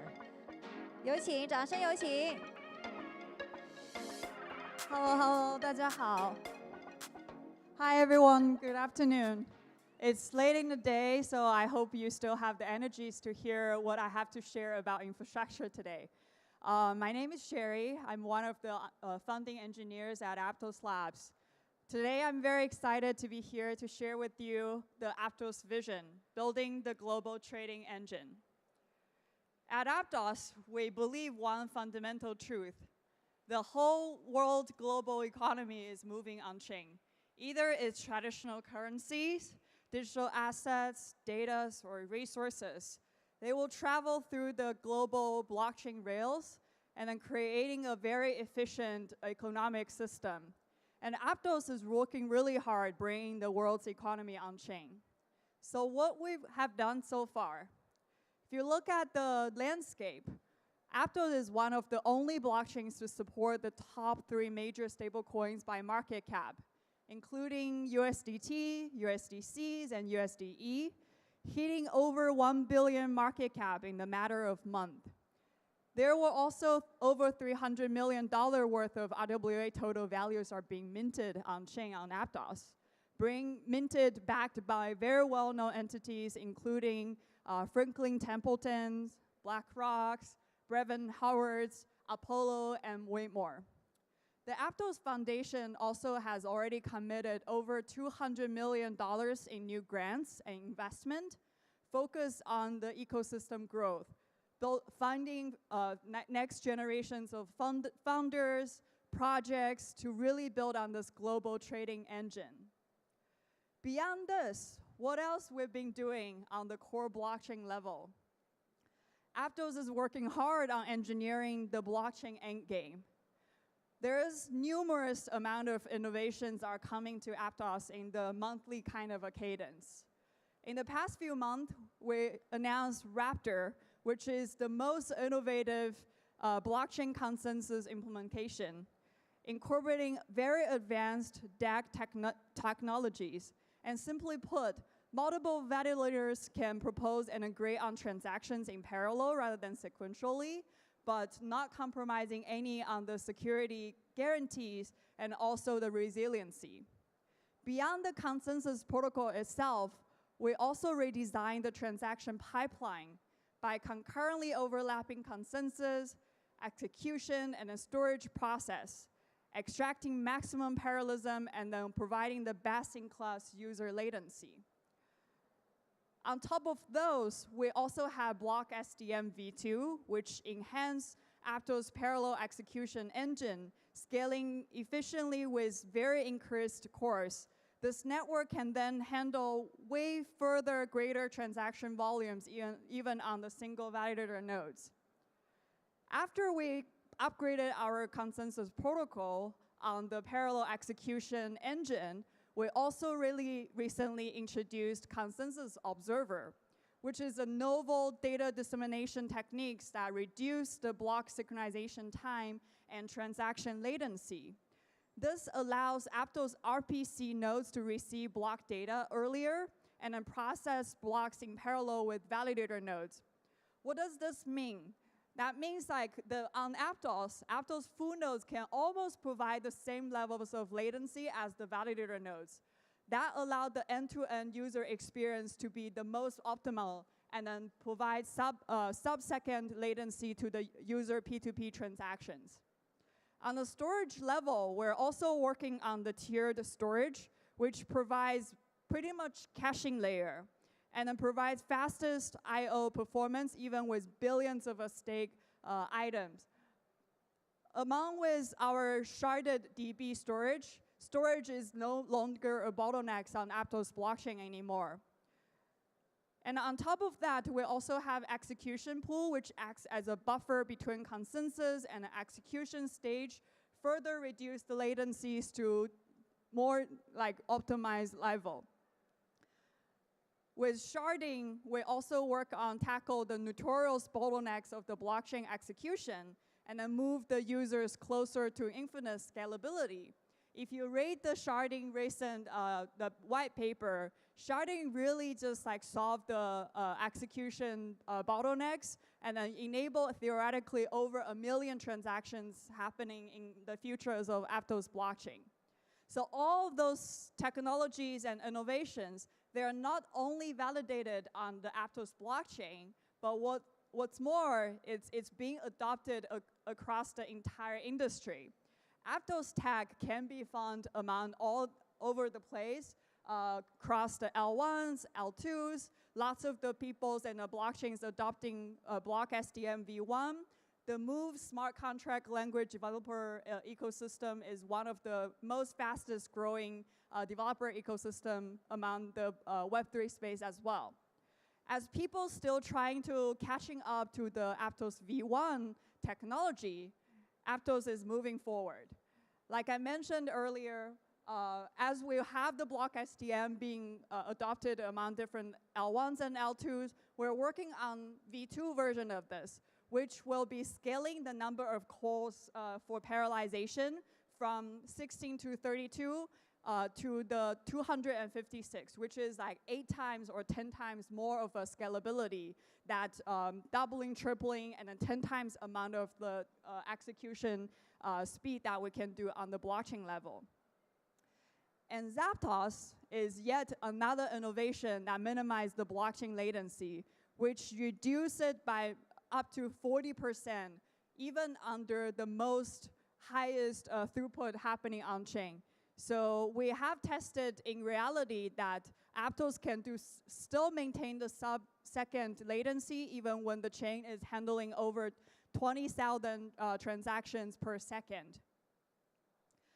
Aptos really drive down the parallelizations and then pretty much optimizing head to toe for every component on the blockchain level. However, there is way more we're trying to build on the framework level to enable different primitives and then enable the next generations of very complex use cases. We're going to build natively in the framework level for the club, the central limit order book, which will be the powerful liquidity engine driving the hyper growth in the Aptos DeFi ecosystem. On top of that, we also have a feature called reordered transaction that allows smart contract engineers to define the sequencing numbers on a level higher than the priority fee market. Thus, you can imagine, for example, the cancel orders would always be placed ahead of the placing order, allowing makers to price orders more competitively with tighter spreads, knowing that they will not be exposed to excessive amount of risk. Me personally, there's two more features I'm mostly excited about, which is the scheduled transactions and cross-chain accounts. Scheduled transaction allows for completely on-chain and an automated transaction submission triggered either by events, for example, the price movement, or on a precise timestamps that happening on-chain. This allows us to really imagining a lot of different kind of applications and things that can be built fully on the blockchain level without even requiring a backend anymore. You can imagine this as allowing cron drops eventually on the blockchain level. Cross-chain account itself pretty much allow users to just use their existing Solana account, Ethereum account, and then directly trade on Aptos stacks without even have to think about downloading a wallet, creating accounts, and then funding the wallets anymore. So this is gonna provide really seamless user experience for onboarding into Aptos ecosystem. Doubling down on the trading experience, what we're trying to do here is Aptos is essentially the fastest L1s out there. Not even any L2s can compete to the levels of like speed that we can provide. It is the fastest block times in production, which we envision it's going to be less than 100 milliseconds in 2025, and then theoretically very optimized consensus protocol. Along with Zapdos, it's setting a new standards in low latency for high load workload in the blockchain space. And the zero latency event-driven transaction, which will be empowered by the scheduled transaction that occurs after event take place, when like placing automatically buy certain assets when the price move above certain threshold or lowering towards the threshold. So you can imagine builders, developers can really start building very complex and interesting applications with those primitives. Furthermore, Aptos is it's the most cheapest blockchain out there. Transacting stablecoins is the cheapest on Aptos. And that's like magnitudes cheaper than any of our competitors existing today. We're talking about 10 times, 100 times, 1,000 times, or 10,000 times cheaper. It's the magnitudes that nowhere can compare, and it's the most smooth blockchains to move payments, to do stablecoin transactions, and to do P2P transactions. With this level of a cost and a speed, you can imagine microfinancing, micropayments, or eventually streaming your payrolls on Aptos is possible. Because like imagining when you're working, every second gets paid because you are working. And then that's like costing a company maybe $10 per month to processing all that streaming transactions on chain. We're doubling down further even on the developer experience by bringing all different levels of like features on chain, along with account abstractions, permission signers, and stateless account. Account abstraction plus permission signer eventually allow builders to build blind signing, which enables the trading experience of like no more clicking, no more proving transactions again and over and again. And a stateless account would be further reducing the cost of doing transactions and then doing trading activities. With all those amazing features plus Aptos Keyless, which is a technology built upon zero knowledge proof, with the dark magics of like cryptographies, you can essentially use your Google account as your blockchain account. So say no more to private keys, to mnemonics, which is insane for any normal users to handle, you can imagine the future would be any of the OpenID accounts, like your Facebook account, your Apple account, or your Google account, is equivalent to your blockchain account. This reduces the chances of user locking their assets, losing their access, losing their keys, and then providing a better, smoother user experience for onboarding into Web3 space. So essentially at Aptos, we believe infrastructure is a solved problem. And then we're going to focus a lot more on building innovative features and primitives on our blockchain to enable the next generations of trading products and a trading experience. At Aptos, this vision is really ambitious but clear. We're pushing the boundaries of what's possible on a blockchain-based technology, but continues to commit it into user experience and then real-world utilities. And Aptos, we're not only just building communities or products or infrastructure. What we're really doing is building the global trading engine that empowers the future of finance. Slowly, then all at once. Thank you. Thank you so much, Sherry, for sharing your insightful sharing on the topic, building the global trading. 所以接下来我们有请 Casper 创始人、哈佛大学研究附属员 Jonathan Sempolinski 先生上台演讲。Ladies and gentlemen, next let's welcome Jonathan Sempolinski, Casper originator, research affiliate at Harvard. Please join me in giving a big round of applause, please.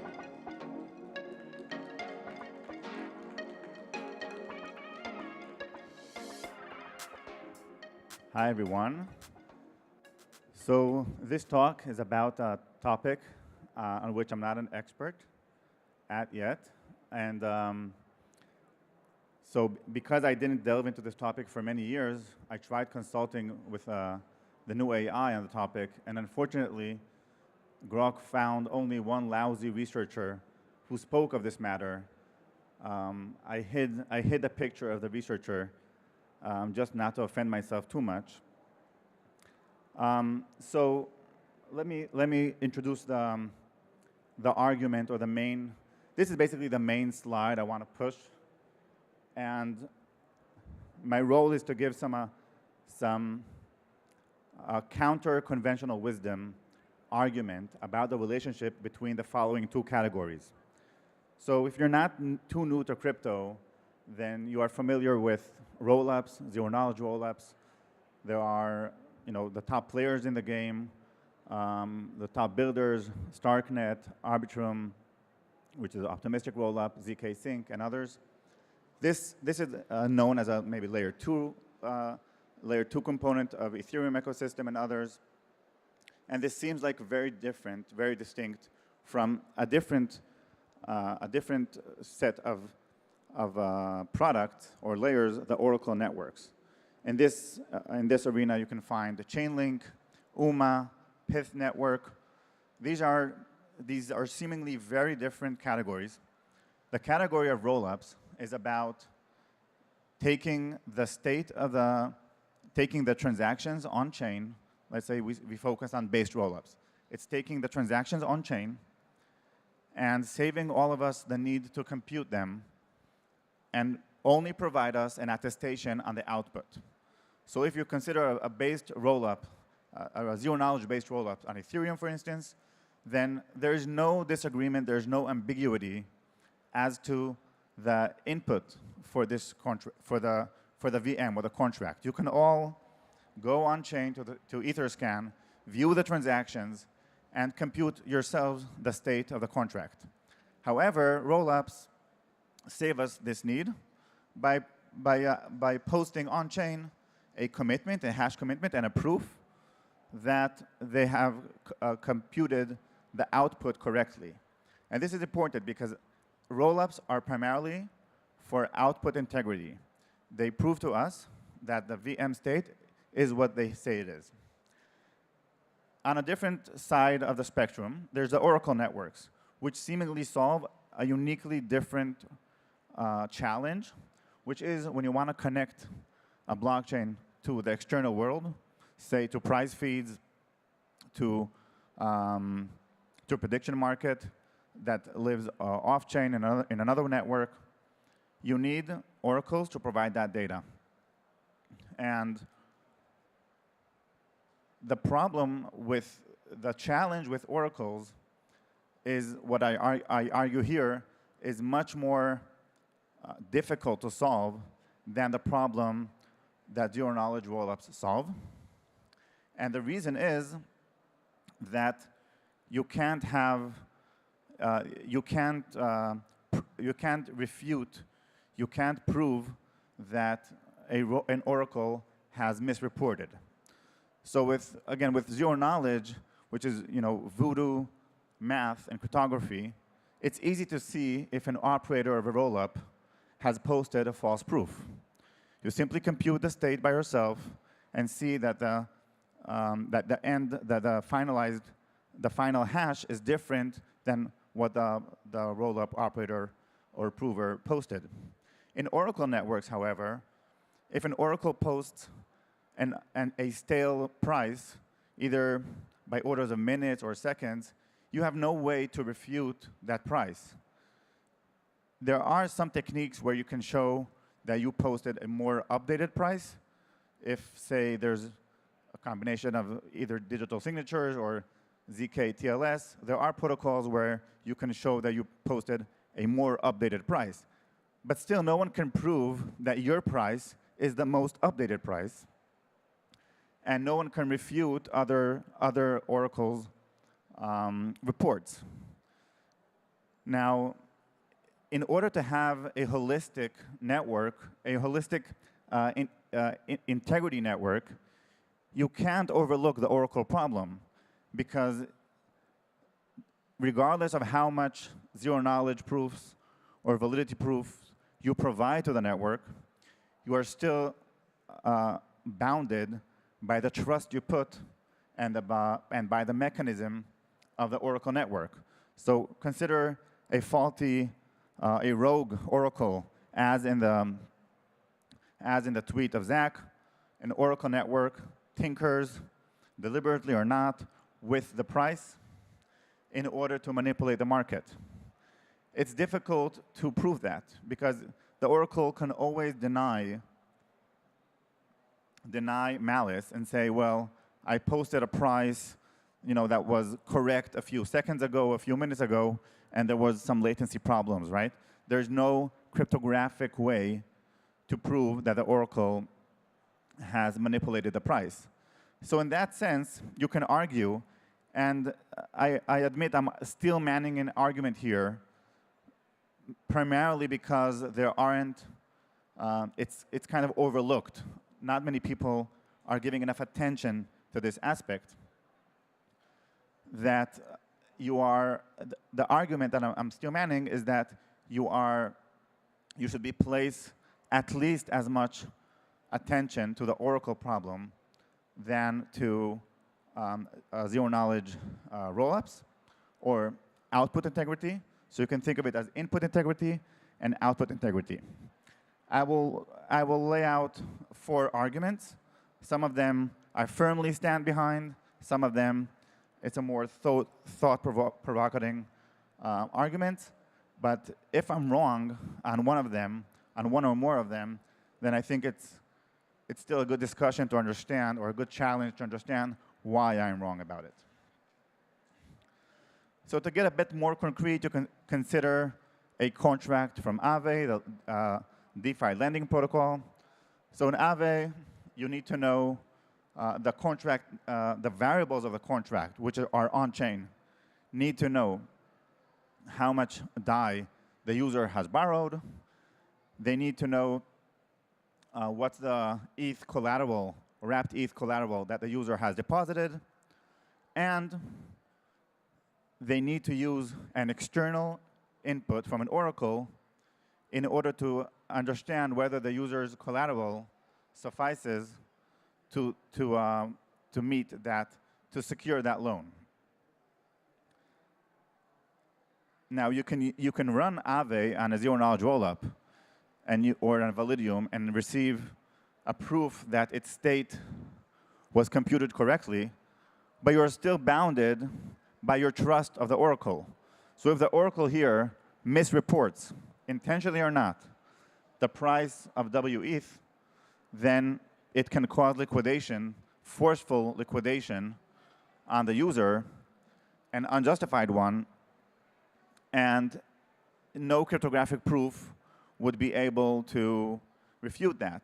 So in a sense, the whole DeFi market, because Aave and other DeFi lending protocols are a major building block in DeFi, the DeFi ecosystem hinges on oracles much more, or not less than it hinges on zero-knowledge proofs or validity proofs on layer 2s. Now, the reason I am proposing the argument that this is more important is precisely because there's a deniability. Rogue players in the Oracle game can deny their malice, and there's no way to refute that. Whereas if a roll-up operator, again, will post a false proof, everyone will see it and will lose trust in that layer 2 or roll-up.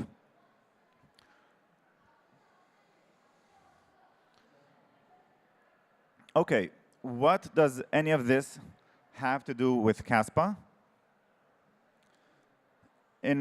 So a bit of a context, Caspa is a block DAG, is a proof-of-work governed block DAG. It was originated based on my PhD thesis together with my advisor, Aviv Zohar, my advisor on the PhD. The whole block DAG paradigm was incepted back then in the Hebrew University. And after a few years, me and other researchers and devs founded Caspa. And now you can see the current state of the network, which is in a few weeks will transition to 10 blocks per second. Caspa is based on a clean proof-of-work model. There are no tricks, there are no super nodes. Most of your questions about Caspa should be answered in your mind. This is just the same model as Bitcoin. Proof of work, mining, difficulty adjustment, transaction fees, blocks. Yes, it's more complicated because every block points at several predecessors, but other than that complication, which of course requires years of R&D to fit, for everything to fit together, other than that modification, Caspa works very similarly to Bitcoin and tries to remain faithful to the design principles of Bitcoin. Okay, so it started with 1 block per second. Now we are transitioning to 10 blocks per second. And why is this, or how is this related to the problem of oracles? And it requires a bit of inspiration, but once you get it, you get it. The point is that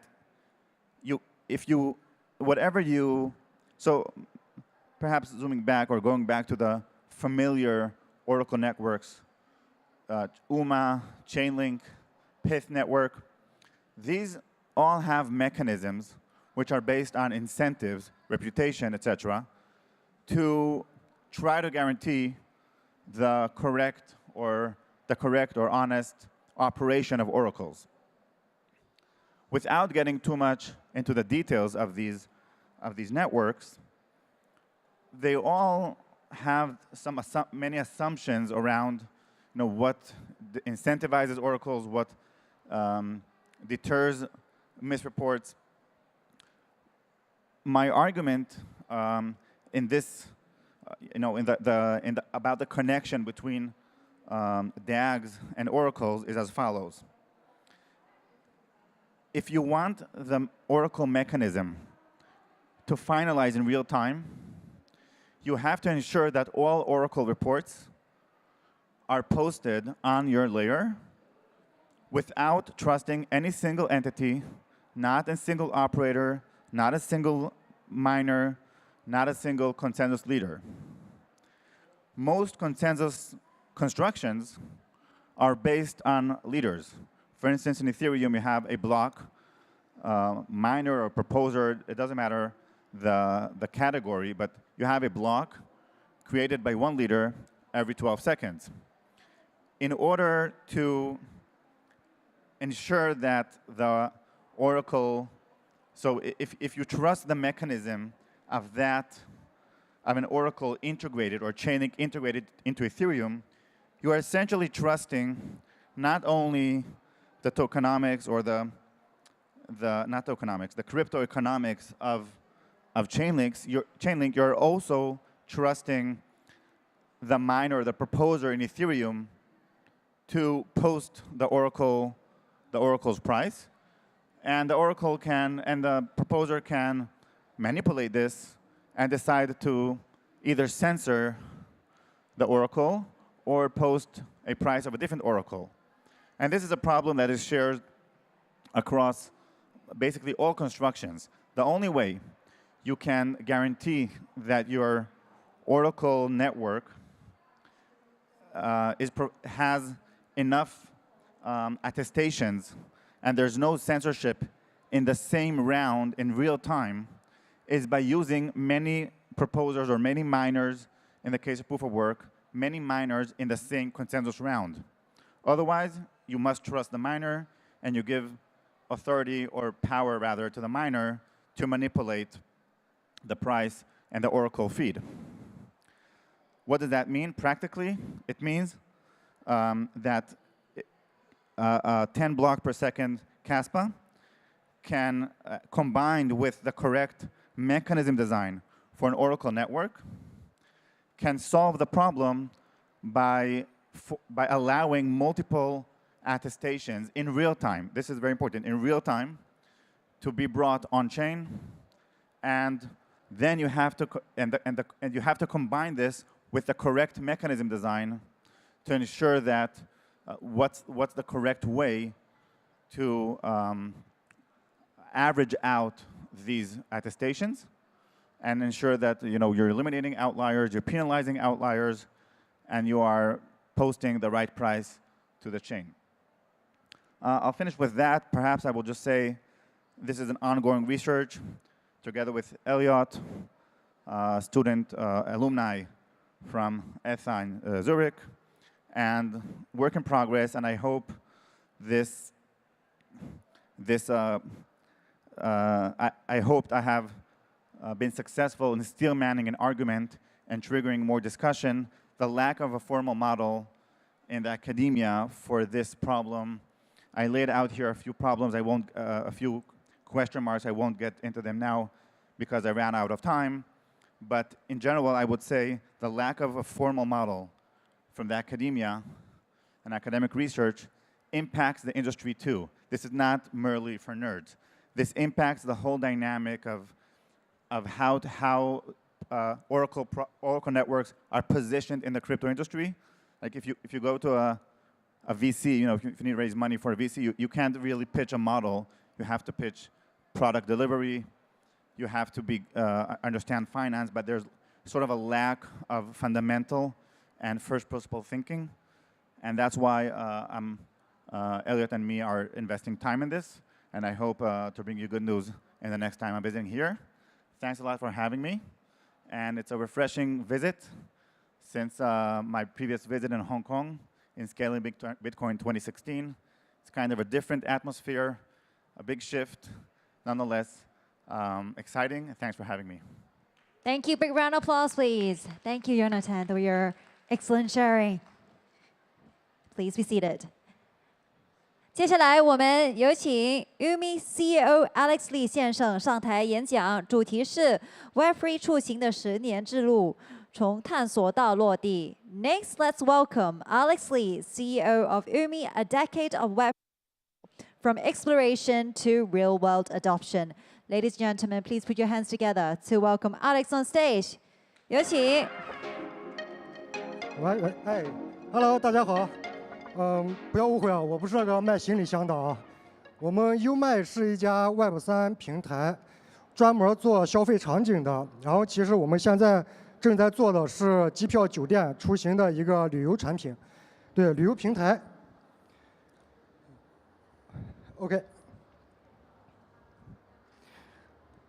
OK， 大家好，很荣幸站在这里和大家一起去探讨 Web3 行业的发展。回顾过去的10年 ，Web3 产业从萌芽到经历了繁荣时期，也经历了冷静的多个阶段。但如今呢，我们也知道 Web3 平台其实面临着一个比较严峻的一个问题。如果不能让技术真正的去落地，解决用户和企业的一些刚需痛点，市场呢会随着这个时间慢慢的推移，慢慢的对这个行业、对这个方向而失去信心。那慢慢的，这个 Web3 这个标签呢，其实更多的只会被贴上一个金融的属性。对，当前的市场越来越理性，不管是 VC 的资本，还是用户，还是更多的项目方，我们都必须务实的一个态度去推进区块链应用的大众普及。今天呢，我想以优麦的一个案例，深入的去探讨一下 Web3 如何赋能消费场景、出行行业，如何为用户和企业创造真实的价值场景。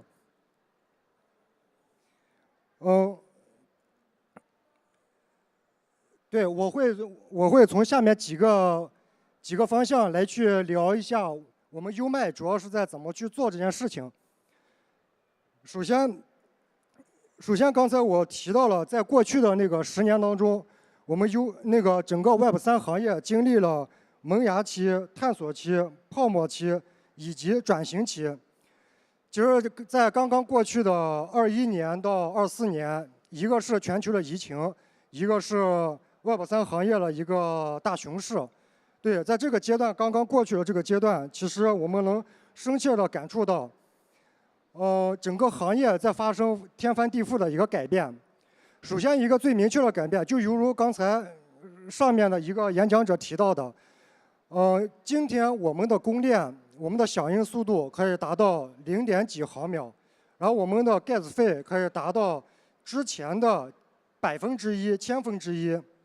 所以在这个前提条件下，今天呢才是整个 Web3 行业最适合开始去推行和落地，真实应用场景的时候。OK， 举个最简单的例子，那假设在3年前、5年前，我们链上一笔转账、一笔交易、一笔合约的请求需要1分钟、2分钟、5分钟 ，gas 费在牛市的。在那个交量比较大的时候，需要40美金、30美金。可以想一下，我们做一个 Web3 的一个出行的消费平台，用户订一晚的酒店，500人民币、1000人民币，那我需要消耗这么多的 gas 费，并且花这么多的时间，所以这样的一个体验完完全全不能满足用户的正常使用。也正是因为在整个过去的几年中，Web3 的基础设施和这些慢慢的去落地，也整体推进了这个行业加速的发展。截止今天，为什么我在此要强调25年是整个 Web3 应用、真实应用、刚需应用落实的一个元年呢？也正是因为有了之前的这种基础设施的一个完善和支持，才能让我们从今年开始去重点去解决用户的需求，做真实的一些场景落地的一些产品。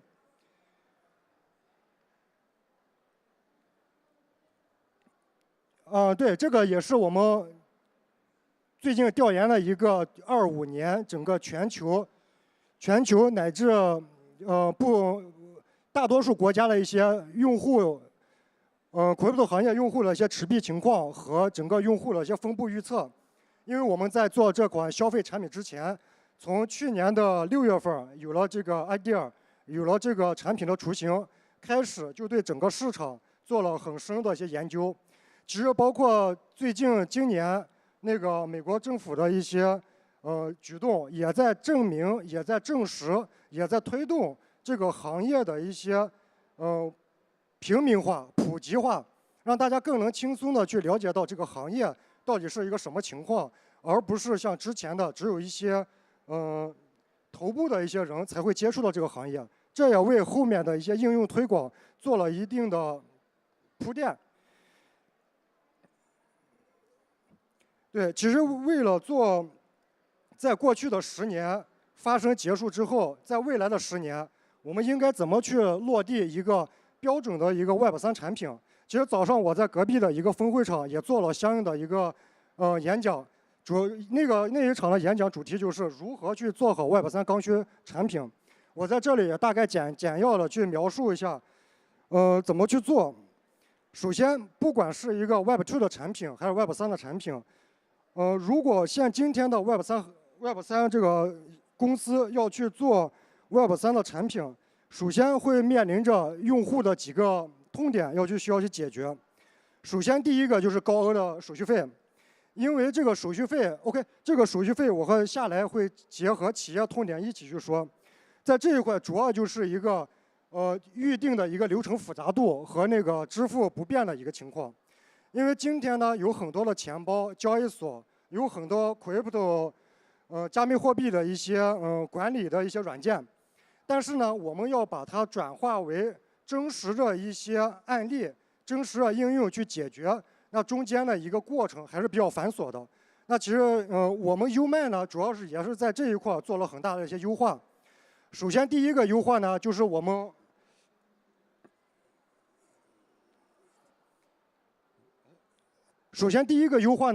简化了整个操作的一些流程和体验。我们 Web3 行业的用户以及 Web2 的用户，我们在正常使用这个产品的时候，几乎没有任何感觉，我是在使用一款 Web3 的产品，因为我的产品的响应速度也是毫秒级别的。我们的 gas 费也是千分之几，所以基本上也感觉不到你额外的一些支出。所以整个产品的一个体验，因为我们最近也对接了2万多个用户，也对接了20-30家那个 to B 的项目，也为大家提供了一些真实的服务。包括这一次万象的，我们也是钻石赞助商，也很多像合作伙伴以及项目方以及参会者都是通过我们平台去预定的机票和酒店。因为在大家使用的过程中，从开始有想法到最后收取到用那个行程单 invoice 中间的时间基本上也是在1分钟之内，所以整个的响应流程和体验也是很不错的。然后回到上一个那个痛点来说，就是支付不便的一个情况。其实现在随着这个 Web3 应用的一个加速落地，以及其实有很多项目方已经意识到了，就是我不能完完全全只做一个概念，或者只作为技术驱动的一个理念来去赚 token 或者 ICO 或者发币的一些那个盈利方式。那其实你要做更多的垂直落地的应用解决场景，目前大多数的解决方案基本上都从支付手段去做到入手，比如很多家的一些优卡去替代一些 Visa、Master 一些场景的使用。其实这个跨这个支付不便的一个点呢，其实就是我们 Web2 的一些产品，比如某城、某协，对吧？我们这些产品用起来其实体验还是很不错的，但是整个的产品的一个框架和体系还有支付，因为我们是在中国境内使用以及在海外使用，其实你们完全感受不到海外人去海外的地方去使用这款产品支付所带来的不便。优迈重点也在解决这一块的问题，当然我们现在解决也挺好的，并且我们也正在加速推进几个合作伙伴的一些进展。第三个接下来一个痛点，除了说完用户的痛点呢，其实下来就说了，就是一个 Web3 企业在做那个刚需产品时候的企业所面临的几个痛点。第一个呢，就是运营成本不过高。其实在这个 Web3 的一个团队，它的管理方式、产品的方式以及运营的方式，它和 Web2 的思路基本上是完全不一样的。因为我之前也创过业，最后也来到 Web3 行业，也做过很多项目，所以我深刻体会到这里面有很大的一个那个成本在。所以在这里就时间问题我也不展开说了。其实这个资金效率跟我刚才说的那个用户痛点，它其实是一个逻辑。其实我可以用一个完美的例子去展示一下这个点在哪里。首先假设我前2天来香港参加这次大会，4月6号和4月9号，我先去了某协去查了一下我的价格，然后我的整个价格它的标价是1000人民币。然后呢，我去通过我们的渠道方取得和酒店的联系，在酒店查到的价格是750。其实变相来说，酒店在这一晚这个酒店的一个成本价格是在750人民币左右。但是呢，那中间要通过第一个渠道商，第2个分销商，第3个某某广告，对，然后第4个你的信用卡，你的别的支付方式，层层的加价，最后到我手里面，我需要住这一晚的酒店，我就需要支付1000人民币。OK， 这也是那个用户在使用传统这个消费场景的时候所遇到的一个痛点。而且我这里面也就不刻意的去提什么杀熟行为了啊，大家都是出行的常客，所以这个点我感觉比我深有体会。所以回到这个我们优麦是如何解决这个效率问题呢？其实很简单，就是通过区块链的一些技术和区块链的一些核心逻辑，什么去中心化，什么公开透明，什么支付的无国界等等这些特点，我们可以把整个产品做到左手供应商，右手用户。所以优麦今天所展现给大家的一个产品形态，就是今天你在产品的页面上看到的价格，就是这个酒店本身的一个成本价。而且这也是我们总共有3个到4个产品方向和产品线。第一个呢，就是我们的标类产品，这个产品呢，其实就是和传统的 OTA 是一样的，标准的机票酒店出行。另外一个呢，就是我们最近主打的一个奢旅品牌，这个奢旅品牌呢，其实就是类似于就是说白了就是5星级各大5星级酒店，各大带星级的酒店和高端的那个头等舱，对。然后我们把它的价格和渠道直接打通了酒店和航司的直连，所以我们拿到的价格是某协某城的60%到70%左右。所以这些东西呢，也是我们在为了赶万象大会这个时间周期，也是在前一段时间重点推出了一个。然后另外一个产品线呢，就是我们即将在5月份重点去上的一款产品，就是关于 to B 的一些差旅、团建，然后海岛游，对于家庭式的海岛游，滑雪等等非标项目，也是做了很多的那个资源上的一些准备，也会在今年6月份重点推出。然后今年下半年呢，我们除了继续打磨和完善我们的供应链，提供更多的一些直连之外，我们还会去推进更多的一些消费类的消费类的一些产品渠道。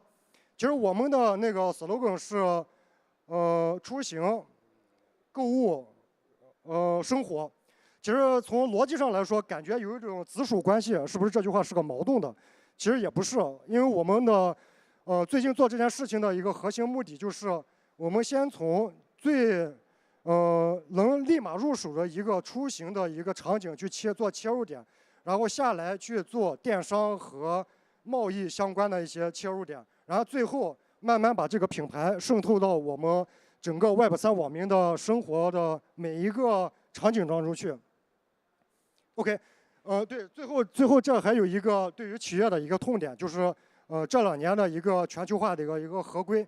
这个合规呢，其实我看来是一个非常好的一个现象，因为随着全球不同国家和不同政府的一些合规性，慢慢的让我们在这些真实的去为用户解决刚需场景的一些企业，能去更好的去放开拳脚，大胆的去做。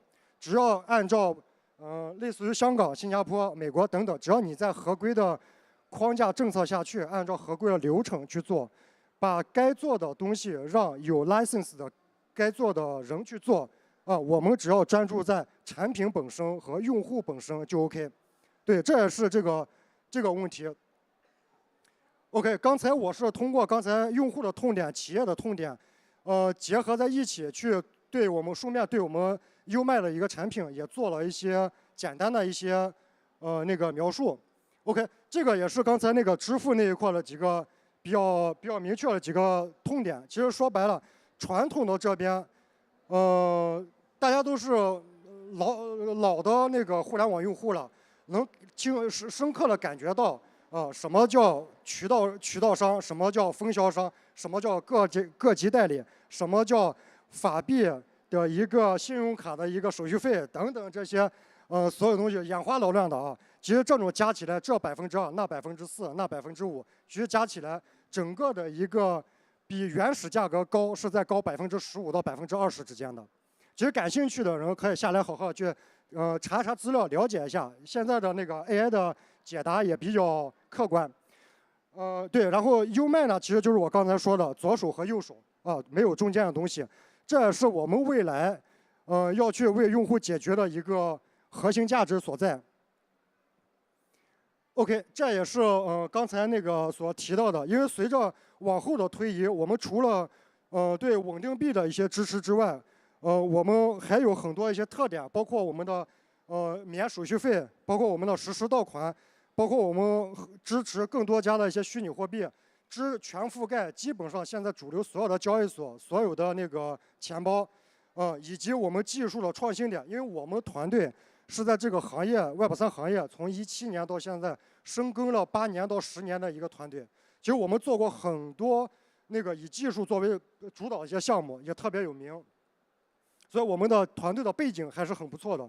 结合这些，我们再配合各不同政府的一些合规的一些监管，我们就可以做大胆的去推广和铺这一块的一个用户增长。OK， 这个是我们现在酒店的所有的一些优秀的一些资源，我们基本上覆盖了全球你能看到的所有的酒店资源，并且奢旅酒店，其实这边还写少了，按理说我们的奢旅酒店其实是16000家。大家其实不管在香港、新加坡、迪拜、韩国、日本等等了这些，凡是有星级的酒店，只要找优卖，绝对有资源、有品牌，价格绝对是左右手的一个关系。这个可以通过大家长期的一个使用体验，可以明确的感觉到，包括现在的那个航空覆盖，以及未来我们现在正在沟通的一个电商渠道和虚拟商品的这一块，也在往前推进着。对，其实优卖只是为了今天在这演讲的此时此刻的优卖，只是站在出行的角度，为用户提供一个切实可行的一个 Web3 转型范本。其实这个消费这个场景赛道太大了，优卖一个人一家的力量是非常有限的，所以我们优卖呢，今天站在这个地方，站在万象的这个舞台上，其实更多的想是通过这一次机会，让更多的人、更多的项目方去 get 到这个点，也可以通过我们优卖的这个案例、这个范本，去来看 Web3 的这个赛道和这个项目，它是真实场景，就是真实的可以为用户解决很多真实的场景的，而不是前10年悬而不落的那种感觉。对，这也是今天 Web3 赋予实体经济的一些意义所在。随着优卖功能的不断完善，例如随着往后再推出更多的一些 Web3 的一些玩法、Web3 的一些方式，以及 AI 形成的一些引进，其实我们有理由相信，这一套的解决方案、商业可行性和技术的先进性，将是给整个行业能带来很大的一些推进，能带来很多的一些长远的一些意义。OK。其实今天的时间有限，我们的那个展台就在那个 B05，我们也是万象这一次大会的那个钻石赞助商。时间有限，其实我在这里能说的也比较有限。希望下来大家感兴趣的可以在我们的那个展台跟我们做深入的交流，并且做一些可以谈更多的一些商业合作。希望未来我们一起来去推进这个行业快速的一些发展。谢谢大家。谢谢，感谢 Alex 的精彩演讲。A big round of applause for Alex. Thank you so much for a fabulous presentation, and please be seated. 接下来我们有请 Animoca Brands 联合创始人兼主席 Yatsu 先生上台演讲，主题是 The Future of Tokens and the Web3 Use Cases. I'd like to invite Yatsu, co-founder and chairman of Animoca Brands. Ladies and gentlemen, please put your hands together to welcome Yatsu on stage. Big round of applause, please. 掌声有请。 All right. Okay. So it's a pleasure to be here. So very quickly, my name is Yat. I'm chairman and co-founder of Animoca Brands. I'm going to talk about our perspectives on the future of tokens. Very quickly, a little bit about us. We're probably known as one of the biggest investors in Web3. We have over 540 portfolio companies, so we do care about the future of Web3 a lot, and we're also builders in the space. But very quickly, let's talk about the space. So early in the year, the World Economic Forum actually talked about whether the cryptocurrency era is about to begin. And I would change that a little bit and say, actually, it's really about the era of tokenization. The future of tokens has come upon us in a very big way. And just before I explain exactly what we think about tokens, let me just explain what we think is actually one of the most valuable assets in the world today. And that is our network effect. And the network effects today are actually driven by our data. We as users are actually creating information. They create knowledge. And then they create networks. And these networks exist on things like Instagram or Facebook or TikTok or any of these platforms. And then actually what happens, they become a network effect. And they create some kind of value. And these companies that own the networks are the most valuable companies in the world today. Whether this is Apple, whether this is Google, TikTok, Facebook, or Meta, X, you name it, these companies are the biggest ones because they own the networks that we use. You don't own your followers on Instagram, they own it. Now, this is where Web3 is interesting because actually, before I go there, the value of the networks, and this is how we can think about token networks too, comes from the value generated from each connection. So the strength of the network is you join the network not because of Facebook, right? You join the network because of your friends or a company on Facebook. So that's the value. And by the way, this is also true for tokens. If you join the Ethereum network or the Solana network or the Mocha network, you don't join it because necessarily of one entity. You join it because there's other people building on top of it because you find that attractive or interesting. And that's actually the power of a network effect. And that's where the growth of the value comes. So when we talk about networks in time, and this is really thinking about how we think about the future of tokens, Web 1, which is the traditional web, and then Web 2, which is the social web, and then Web 3, which is the web of ownership, the big difference is that you can think in simple terms that Web 1, we had websites as a way to draw attention and to create network effects that were owned by the companies. And in Web 2 was an extension, but it became more social. And in Web 3, through tokens, basically we create a way in which we can share and own that attention as end users. What we're saying is that you can think of Web3 tokenization very similar to websites 20, 30 years ago. In other words, there's not going to be one major token or 10 major tokens or 1,000 major tokens. There's going to be millions and millions of tokens, just as there are millions and millions of websites and blogs today. That's how we see the future of tokenization for all sorts of things. It doesn't have to be valuable. It doesn't have to be big, but there's going to be many. Small restaurants will have tokens. Large corporations will have tokens. Everyone will tokenize something of some sort. So talking quickly around the point of ownership. So when you have tokens that you can now own, when you can own a piece of the network, they become assets. So unlike in Web 2, where you're renting the network, they don't belong to you. In Web 3, you own the asset. So when you own Ethereum or when you own Mocha or Sand tokens, you actually own a piece of the network and you get to benefit from the growth of that network. So they become assets, which means they become capital assets, which means they have the ability to form some type of value for you and the network and the companies involved. What's interesting about tokens is because it's a capital asset, it has embedded not just a utility, but also a financial value right from the start. So in Web 2, for instance, if you're using a network like Instagram, you have no financial benefit when you use it. You could have 1 million followers on Instagram, and sure, you can make money doing sponsorships, but the network doesn't reward you directly because you don't own it. The only beneficiary of the network is the owner, which is Facebook. Or if you're using Apple, it's Apple, the company. But in Web 3, because of the ownership of the token and the fact that it has a capital formation and has a financial element that's tied to it, remember, the token has a price, right?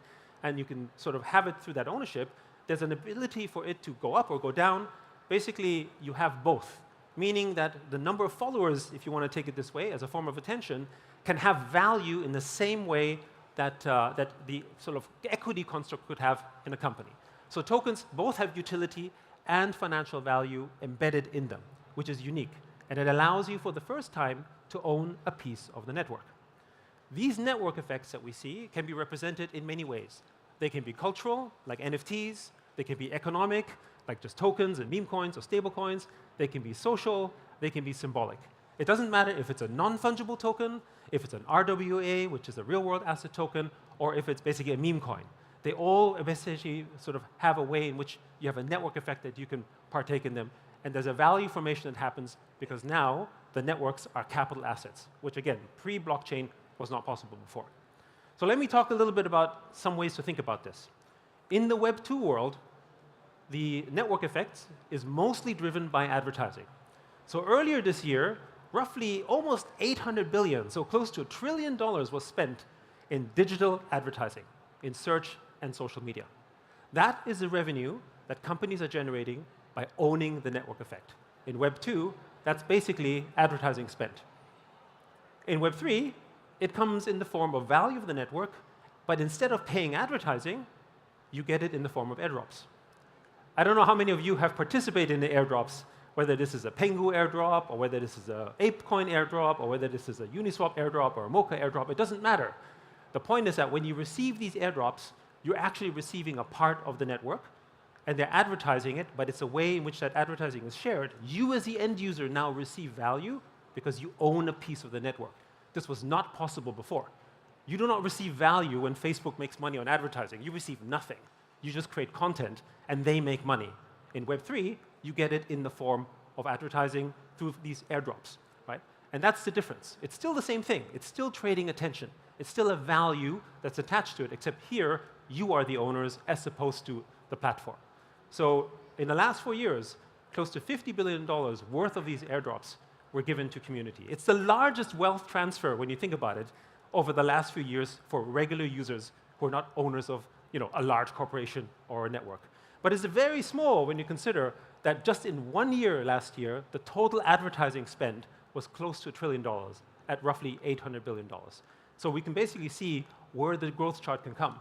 And if you're a user, of course you would much rather receive rewards yourself, since you're the target, than basically just the platform. So market prices, because the tokens have a price, they essentially become a way in which you can measure the market attention. Right? Similar to market prices, whether it's a stock price or whether it's a commodity, it informs you. You know how to allocate resources because you know whether the price is high or low. It affects consumer behavior because you can decide whether you want to make a purchase or not. They signal information. Tokens signal information in exactly the same way. It's like an open poly market. What it means is that even if a token comes up in value and goes up and down, it doesn't just inform you of the project, it informs you of the attention it has at that moment in time. It signals information. When the Trump token goes, we can like it or dislike it, but the point is, because of his attention, there's a value attached to it. It could be 5 minutes, it could be 5 years, right? But they all inform you of something, and you will make a decision based on what you see. Sort of a story that happened to me myself is, like I'm on TikTok, so I don't really know Chill Guy. I have no idea. But I talked to my kids about Chill Guy precisely because of tokens, because I learned about them. So I kind of became cool for my kids for a small period of time. But more importantly, it's another way in which information can be shared and be delivered. So it signals information, and tokens are indicators of that. So let me just quickly give an example of how we think about the market and how you might think about it in forms of price attention and what that means. So in 2024, AI tokens did very well, and gaming tokens did very badly, right? Broadly speaking. But people often criticize the gaming industry. You say, oh, there's no utility, there's not that many users compared to AI.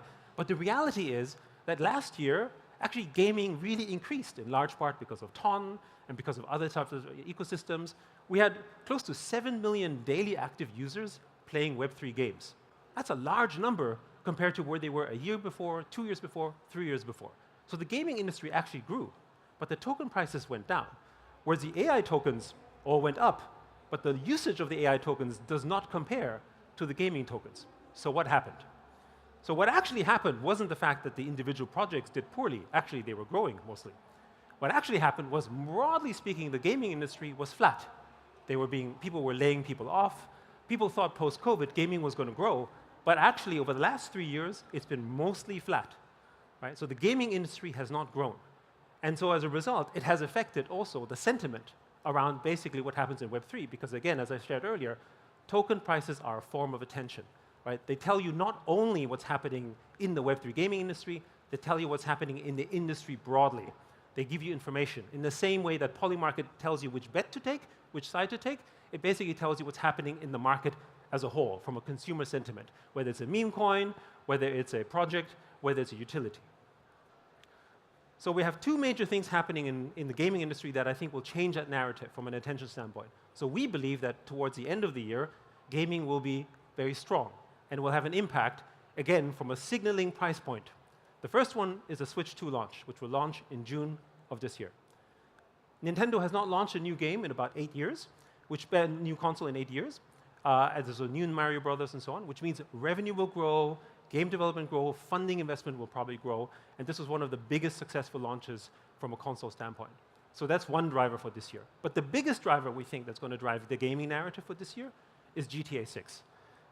If you know anyone who plays games, they haven't bought a console yet, they will buy one because of GTA 6. There's nothing bigger in the gaming industry than GTA 6. In fact, from a cultural standpoint, it's probably the biggest thing the world will see in quite a while. And of course, because GTA 6 allows people to run their own servers, a lot of people are already talking about running crypto on these servers. And if there's one game where, basically crypto fits very well, it's probably GTA 6. The point being that these are some of the major trigger events that will drive narrative, not specifically because it's only on Web3, but because it's a macro event. Just like how it was AI before, or was the metaverse before that, or basically sort of finance broadly speaking. So I just have a couple of minutes. So I wanted to just cover a little bit on some final use cases that we like. So I'm not going to talk about the use cases you already know, about gaming, about DeFi. These are all important. I want to talk about a few use cases as well. When you talk to people in the space around Web3 use cases your parents can understand and that we can be proud of as an industry. Because while I just informed you that meme coins and all these are information important, you all understand that. Often, I don't know how many people of you have gone and talked to your friends about crypto or tokenization, and they all look at you kind of weird and say, why do I need this? Even though it's such a positive sentiment from a political standpoint, most people are still skeptical about it. So I want to give you some use cases that you can use if you go home and talk to your family and you want to onboard them to Web3. So I have sort of 3 use cases to show. First one you already know, which is basically stablecoins, very easy. But now stablecoins are coming with the banks in place as well.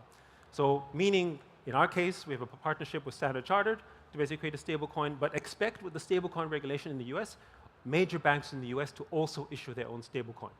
This means payments are faster, more efficient, no SWIFT transfers, all that kind of stuff. Very clear use cases as a business. And in fact, in this new age of tariffs, maybe much needed as ways in which you can perhaps move value around. So that's an example of a real-world asset. But the other one that we did actually about 1.5 years before was unlocking real-world assets with fine arts or valuable items. So this is the Empress Katerina. It is an expensive Stradivarius violin. And it was tokenized. And it has allowed the ability for people to own a share in that. And these are assets you can't normally own. But actually, if you explain to people who don't understand tokenization the value of these things and say, hey, you know what? You appreciate the value of this art or this item, but you could now own a piece of that through tokenization at scale, because it couldn't just be owned by 1,000 people, 100 people, but maybe by 1 million people if it made sense. Again, real-world assets is a way in which you connect people so they understand what it means. And again, once you have a token, you create a network. Stablecoins, even though they're supposed to be stable in value, still are a network because they have a social component. Which brings me to the last use case I want to demonstrate, which is around education, what we have with Open Campus and EDU. And in this particular case, about student finance. And it's a case that I think is really interesting because we do lack very strong narratives in Web3 about why it matters. Students are today paying some of the highest interest rates, particularly in Southeast Asia, sometimes up to 17%. It's a close to $3 trillion market, which is expected to grow by $6 trillion in the course of the next 9 to 10 years. Students face many barriers to get it. and it's a barrier for basically personal growth, and all these problems that we have in finance. So if we can actually show that crypto can solve student finance and make it better, then I think we have a winning use case that even your grandma can say, that's cool. So why do we tokenize student loans? Well, we know that Web3 is not just global liquidity, can provide better yield and provides more democratic access, creating lower costs for borrowers. So reduced interest rates, higher yield basically for the people who provide the lending on it, right? And I won't go into the specific details of the mechanism. You can learn more about it if you want to go to Open Campus. But very quickly, today, already 1 million student borrowers on the companies that have been incubated or are part of the Open Campus sort of accelerator, Erudify and Invested, have already provided financing to 1 million student borrowers as a platform. And of course, through this mechanism, we'll hope to basically grow the sort of lending pool even larger. This is in Southeast Asia, places like Indonesia and Philippines. But you can imagine what that could do for the rest of the world. And it's the kind of use case that I think we can be proud of in Web3, and we should be talking more about, because that's the way that we can bring more people onto Web3, because they can realize that there's real benefits that matter to them. So thank you very much. Thank you. Big round of applause for Yetsu. Thank you so much for diving deep into the topic, the future of tokens, and providing a better understanding for us. So today we are very privileged to have many industry speakers, experts to join us at our sessions. So we hope that you can make the most of it. Do reach out to our speakers if you have any questions and get the most out of our festival. 提提大家，我们有一个礼品兑换的活动，在会看赞助上 logo 页的1页，你们可以看到主办方 Title Sponsor 钻石所有 Co-Organizer 白金、黄金 Networking Lounge Coffee Bar 赞助商的 logo 下方均有一个盖章处，在活动期间，只要集齐指定区域内所有的奖项的印章，就可以到咨询台领取礼品，每人每天限领1次。接下来是我们今天最后一场的围炉谈话，主题是 AI agent 的困境与机会。下一个 AI 叙事在哪里呢？ Next, we will have our last discussion for today about AI agents, challenges, and opportunities. What's the next big AI story? So without further ado, let's welcome our moderator and our panelists on stage. First, we'll have our moderator, Amit Mehra, partner of Borderless. Big round of applause, please. And also our panelist, Carl Gomez, CEO of Swarms, and Wu Ming, CTO of Zero G. 掌声有请我们的嘉宾到台上。A big round of applause to welcome our panelists on stage. So now I'll pass the floor to our moderator. Thank you. Hey guys, I know this is the last one, so we'll try to keep it, interesting, and so you guys can waken up and also contribute. So maybe before we start, I think the topic is, kind of opportunities and what's the next big AI story. So maybe before we jump into that, I think we can start with quick intros. So I'll keep my short and then would love Kai and Ming to introduce. So I'm a partner with Borderless Capital. We are a Web3 investment fund with both a VC and a liquid strategy. On the VC side, we have over 200 portfolio companies. On the liquid side, overall AUM over 600 mil. Kai, Ming, why don't you go ahead and introduce yourselves? Hello, everyone. I'm Kai, founder of Swarms. We're essentially providing folks to build production-grade multi-agent applications. So we provide all the infrastructure people need to build really, really reliable and enterprise-level agent applications. Hello, I'm Ming, and I'm the CTO and the co-founder of Zero G. And before joining Web3, actually, I was working in Microsoft Research Asia for 11 years. And my major background is on the distributed system and also large-scale AI computation. And in 2018, I also co-founded another blockchain project called Conflex, which is a high-throughput blockchain with the Nakamoto consensus, which is a POW-based. And recently, I co-founded the Zero G and trying to extend the blockchain technology with the AI capability. So Zero G is trying to provide the large the largest AI layer 1 that is, we also can call it as a decentralized AI operating system that we manage the decentralized storage and computation for the all the AI decentralized applications. So that we provide a bunch of SDK and APIs so that we can easily migrate the AI workload from the Web 2 to the Web 3. That's our mission, yeah. Awesome, awesome. So Swarms, Kai, is kind of pioneering decentralized, kind of coordination of AI agents.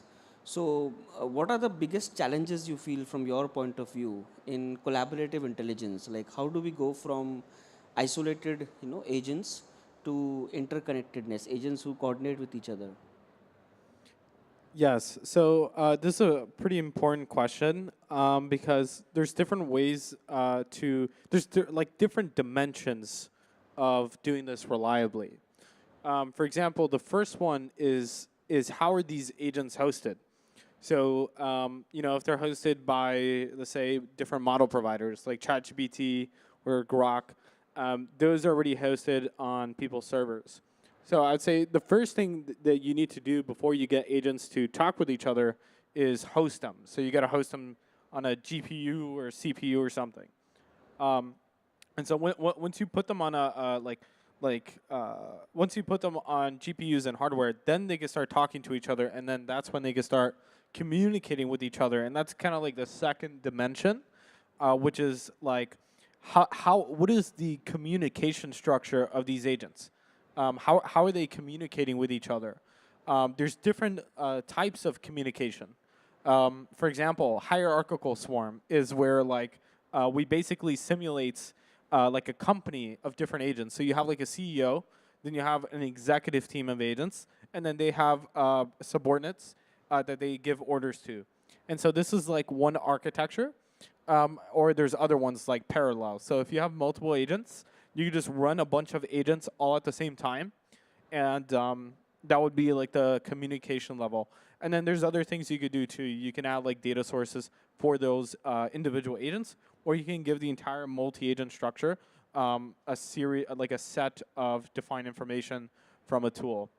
And so Swarms just today we integrated Llama 4, which is really good.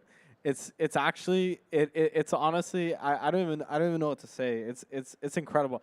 It can process 10 million tokens at one time. This is ridiculous. This is never no model, not even Gemini, which has 1 million tokens, can process that many tokens. So now anybody with pretty decently able to get compute and GPUs can now start hosting models like Llama 4. So you could put them, in your servers. You could put them in a GPU, rent a GPU, or you could call someone's API, and then that would be step number one. First, you got to get the model running, and then the second tier would be actually getting them to communicate with each other. Awesome. And Ming, moving on to you, so you guys are basically pushing the boundaries for AI infrastructure. So from your point of view, what are some of the biggest bottlenecks you see, with these AI agents? What are some scalability or security concerns you see?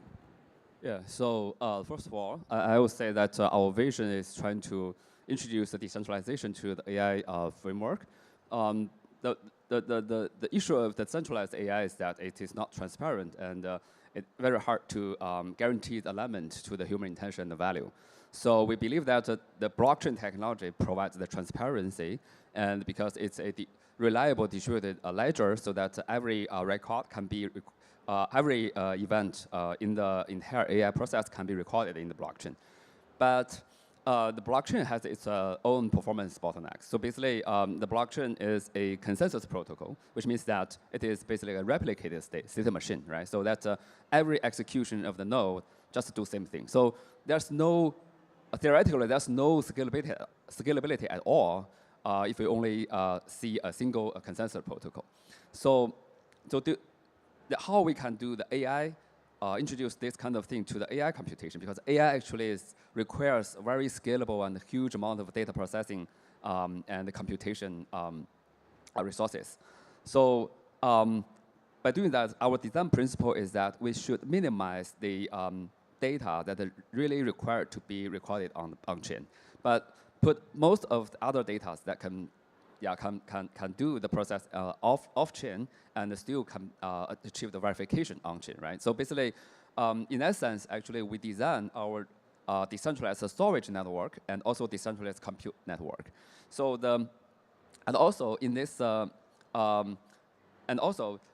this storage network and a compute network also need to have the perfect sharding mechanism so that it can achieve the horizontal scalability. So the challenge is that how we can design this incentive mechanism and also the verification protocol to enable this sharding stuff. And this is where 0G proposed its innovation there.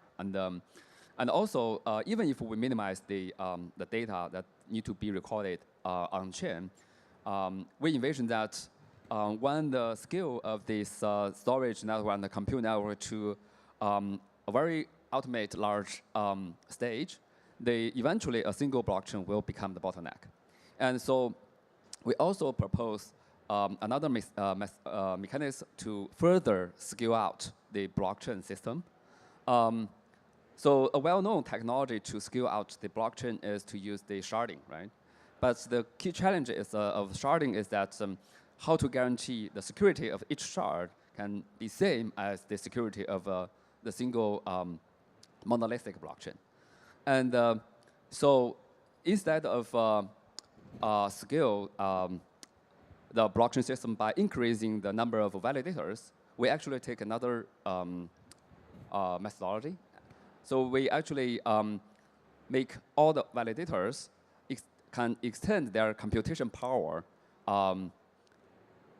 and to set up the multiple, to participate in multiple consensus protocols so that each different consensus protocol can share the same set of validator and also share the same staking status. So that in that sense, actually all the consensus protocols actually share the same security level. So we can, this is our high-level design, but in implementation level, I think there is a bunch of mechanisms that we already can leverage. For example, this restaking stuff, like EigenLayer does, right? So basically, EigenLayer does the restaking, and it can support multiple AVS simultaneously, so that all the AVS can share the same level of security. So the same idea can be applied for each shard of our consensus protocol. So in that sense, so all these consensus protocol can run in parallel independently. And we envision us as a operating system for all the AI applications. So we trying to build a very large AI application ecosystem so that there could be a bunch of, a huge number of AI applications run on our system without any interaction, right?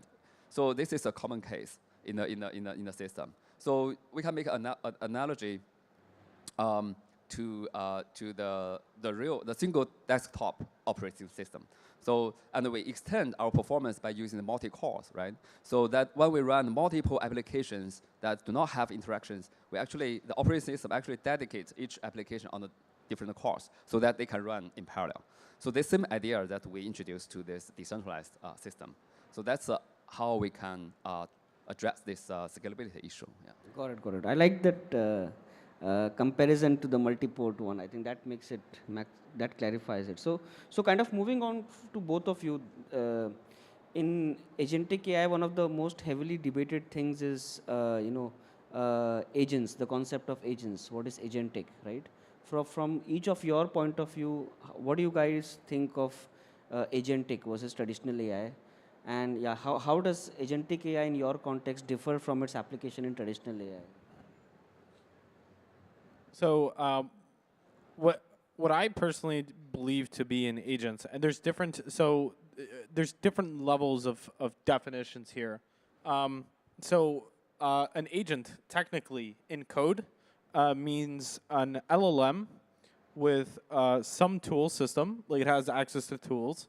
Then it also has access to a memory system. So it has long-term memory, and it has the ability to interact with the external world. And so these are like the three things: LLM, tools, memory system. And then the fourth thing I would say is a looping structure. So agents, by definition, means something that has agency. Agency means it has the capabilities to get something done. And so I think a critical component of an agent is the capacity to continuously loop within itself to complete an objective. It has to know when an objective is complete and then exit and stop itself from continuing. This is what a fully autonomous agent is. It has the agency and the freedom to basically keep looping within itself to accomplish the goal. And for example, DeepSeek R1 and O3 and O3 Mini have been doing this exceptionally well. You see they have thinking tags, and they'll think dynamically for a certain period of time, and then they'll actually complete the main task. So if you say like write a report on something, it'll think about like different sections of the report, and then finally, once it's done thinking dynamically, then it'll actually write out the report and give you what you asked. And this strategy has been very effective, given the increase in output quality and accuracy as well. And yeah. And Ming, yeah. I think my answer to this question is very simple. I think agent, the definition of agent is a AI-based software that can interact with a human through the natural language. So of course, the different agent can have the different power of the intelligence and the capability to operating the tools for the users. But the common case is that it needs to understand the human language and interact with through that way. I think that's a difference compared to the normal AI workload. Got it. So kind of moving on, and again, a little bit here coming to the latter part of the panel is, we know the applications of AI in terms of autonomous vehicles, healthcare, and all of those, right? So, but I think what will be very interesting is from each of your point of view, what are some unseen opportunities under the radar which people are not thinking about of AI agents? What is the next big AI story from your point of view? Yeah, so I have a lot of ideas about this, especially that the agents in AI and crypto are very primitive.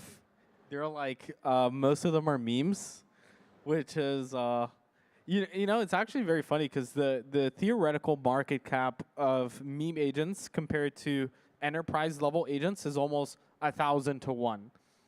Enterprise level agents are going to completely change the economy, and they're already doing so outside of crypto. But I think the attention economy is kind of like it's become such a virus that it has basically spread into the minds of the people that want to just build agents that keep capturing attention, and they don't actually solve any like business problem, enterprise problem. And I think that's like Fartcoin.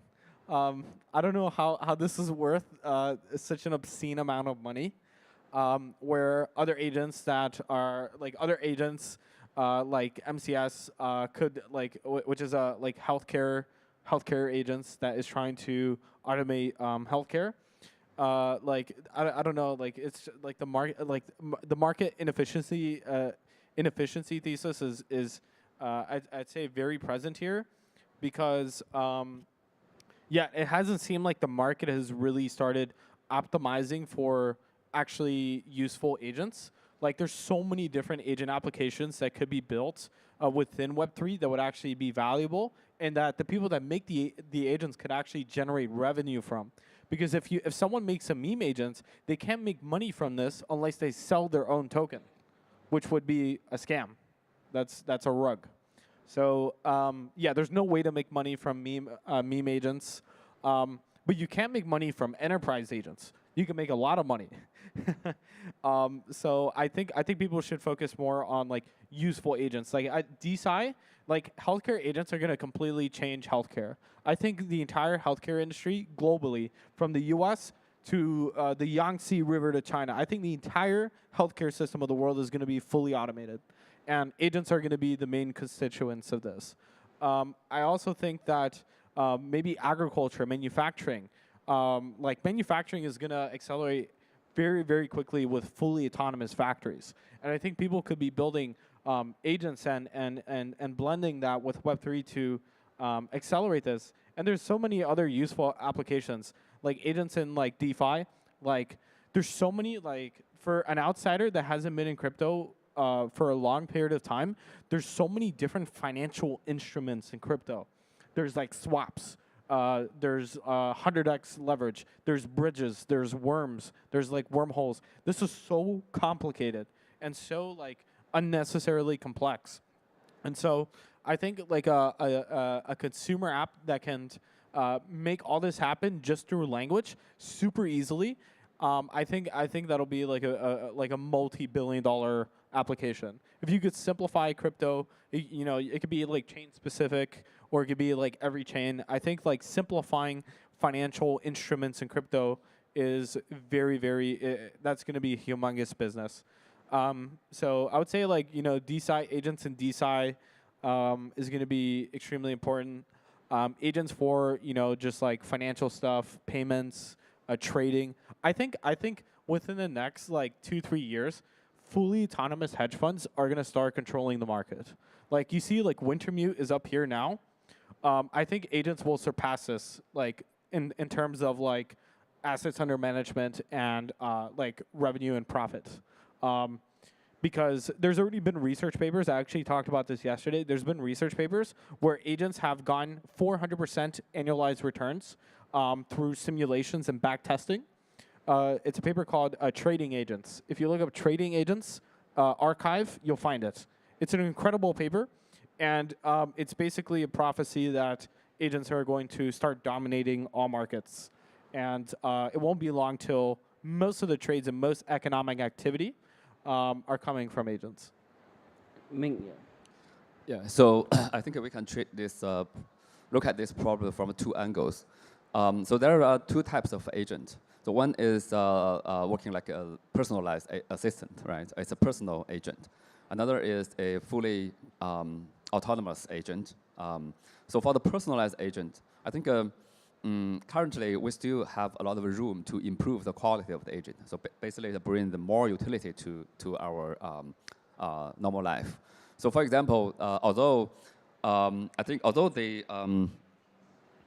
agents can do the healthcare, but even we only look at the chatting bot, only doing the conversation, whether the agent has already been very good on working as your, for example, working as a psychologist, right, to give you suggestions for your mental health. And I think this can be done purely through natural language, right? But I don't see any existing agent can do such level of work. Another example is the lawyer stuff, right? Whether we can have the agent to be your personal law consultant, right? And I think this, yeah. So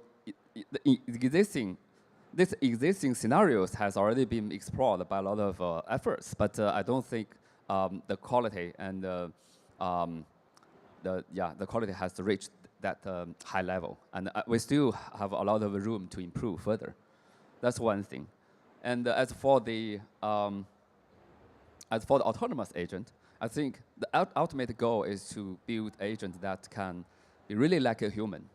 That we call it AGI, right? So basically, whether we can build a agent that can just like a human, that we cannot identify, recognize, tell whether this is a bot or a human. So, but in that case, actually, there's some fundamental problems that we haven't solved, I think. So, although we can already use some reinforcement learning, for example, to make the agent, to let the agent stoplessly learning by consuming a lot of new data from the internet. But when we look at this carefully, the only workable scenario is that we have a very clear way to define the reward function, right? So that in the scenario, the concrete scenario, we can clearly define the reward function, we can build a reinforcement algorithm to let the agent to reach a very high quality of intelligence to do that job. But if we treat it as a human, we put an agent inside the human society, what's the reward function, right? So how we can define a general reward function that can let the agent to always learn, keep learning the good things, just like a human, and to do the real things that align with human intention and value. So that's a huge challenge in this area, I think. But with the technology progress, we may reach that level maybe in the next 5 or 10 years. But I think that would be a very great next story for the AI agent, I think. Awesome. Awesome, guys. I know we are at time as well, but maybe just taking one final, in the audience, I know there are a lot of developers, researchers, entrepreneurs contributing to AI. So maybe last like one quick 30-second line from each of you, any advice for people who want to contribute to this space? Quick 30 seconds from each of you, and then we'll wrap it up. Yeah, I would say, try to build agents that are useful. Try to, help people's lives, save lives. Try to build useful agents. If you want to build agents, Swarms can help. You can learn more at our website, swarms.xyz. We have frameworks in Rust, TypeScript, Python. We also have an API. And let us know if you want to build any agents, and we can help. Yeah, so I think try to learn the knowledge about the AI and the computer science as much as possible, and also trying to learn how to use the agent to improve your working efficiency. Yeah. Awesome. Thanks, guys. Thank you, ladies and gentlemen. Let's give it up for the gentleman on stage. Thank you for the wonderful discussion. Please be seated. So ladies and gentlemen, that wraps up today's forum. Once again, a big thank you to all speakers today for sharing their expertise and experiences with us. We all enjoyed a lot. 今天的主题论坛已经到此结束，明天的主题论坛将会在9点半准时开始。Today's forum session has come to an end. Tomorrow's forum session will begin at 9:30 a.m. promptly. 明天我们邀请了2位重量级的嘉宾出席我们明天早上的开幕仪式。We have invited 2 esteemed guests to participate in our opening ceremony tomorrow morning. 他们是香港特别行政区政府财政司司长陈茂波先生 ，The Honourable Paul Chambo-Po, GBM, GBS, MHJP Financial Secretary of the Government of the HKSAR. 全国人大代表、全国工商联副主席、万象集团董事长兼 CEO 卢伟鼎先生 ，Deputy to the People's National Congress, Vice Chairman to All China Federation of Industry and Commerce, Chairman and CEO of Wanxiang Group. So, ladies and gentlemen, please stay tuned when we're hoping to see you again tomorrow at 9:30 a.m.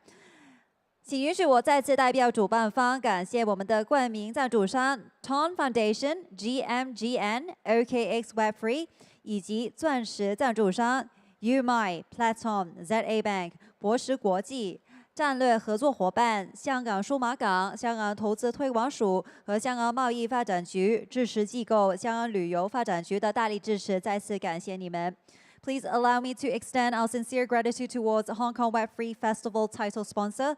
They are Ton Foundation, GMGN, OKX Web3, and also our diamond sponsors, UMI, Platon, ZA Bank, Bozera Funds. 最后再次感谢大家的参与，我们明天9点半再见。Once again, a big thank you to everyone here for participating today. We'll see you again at 9:30 a.m. Thank you so much.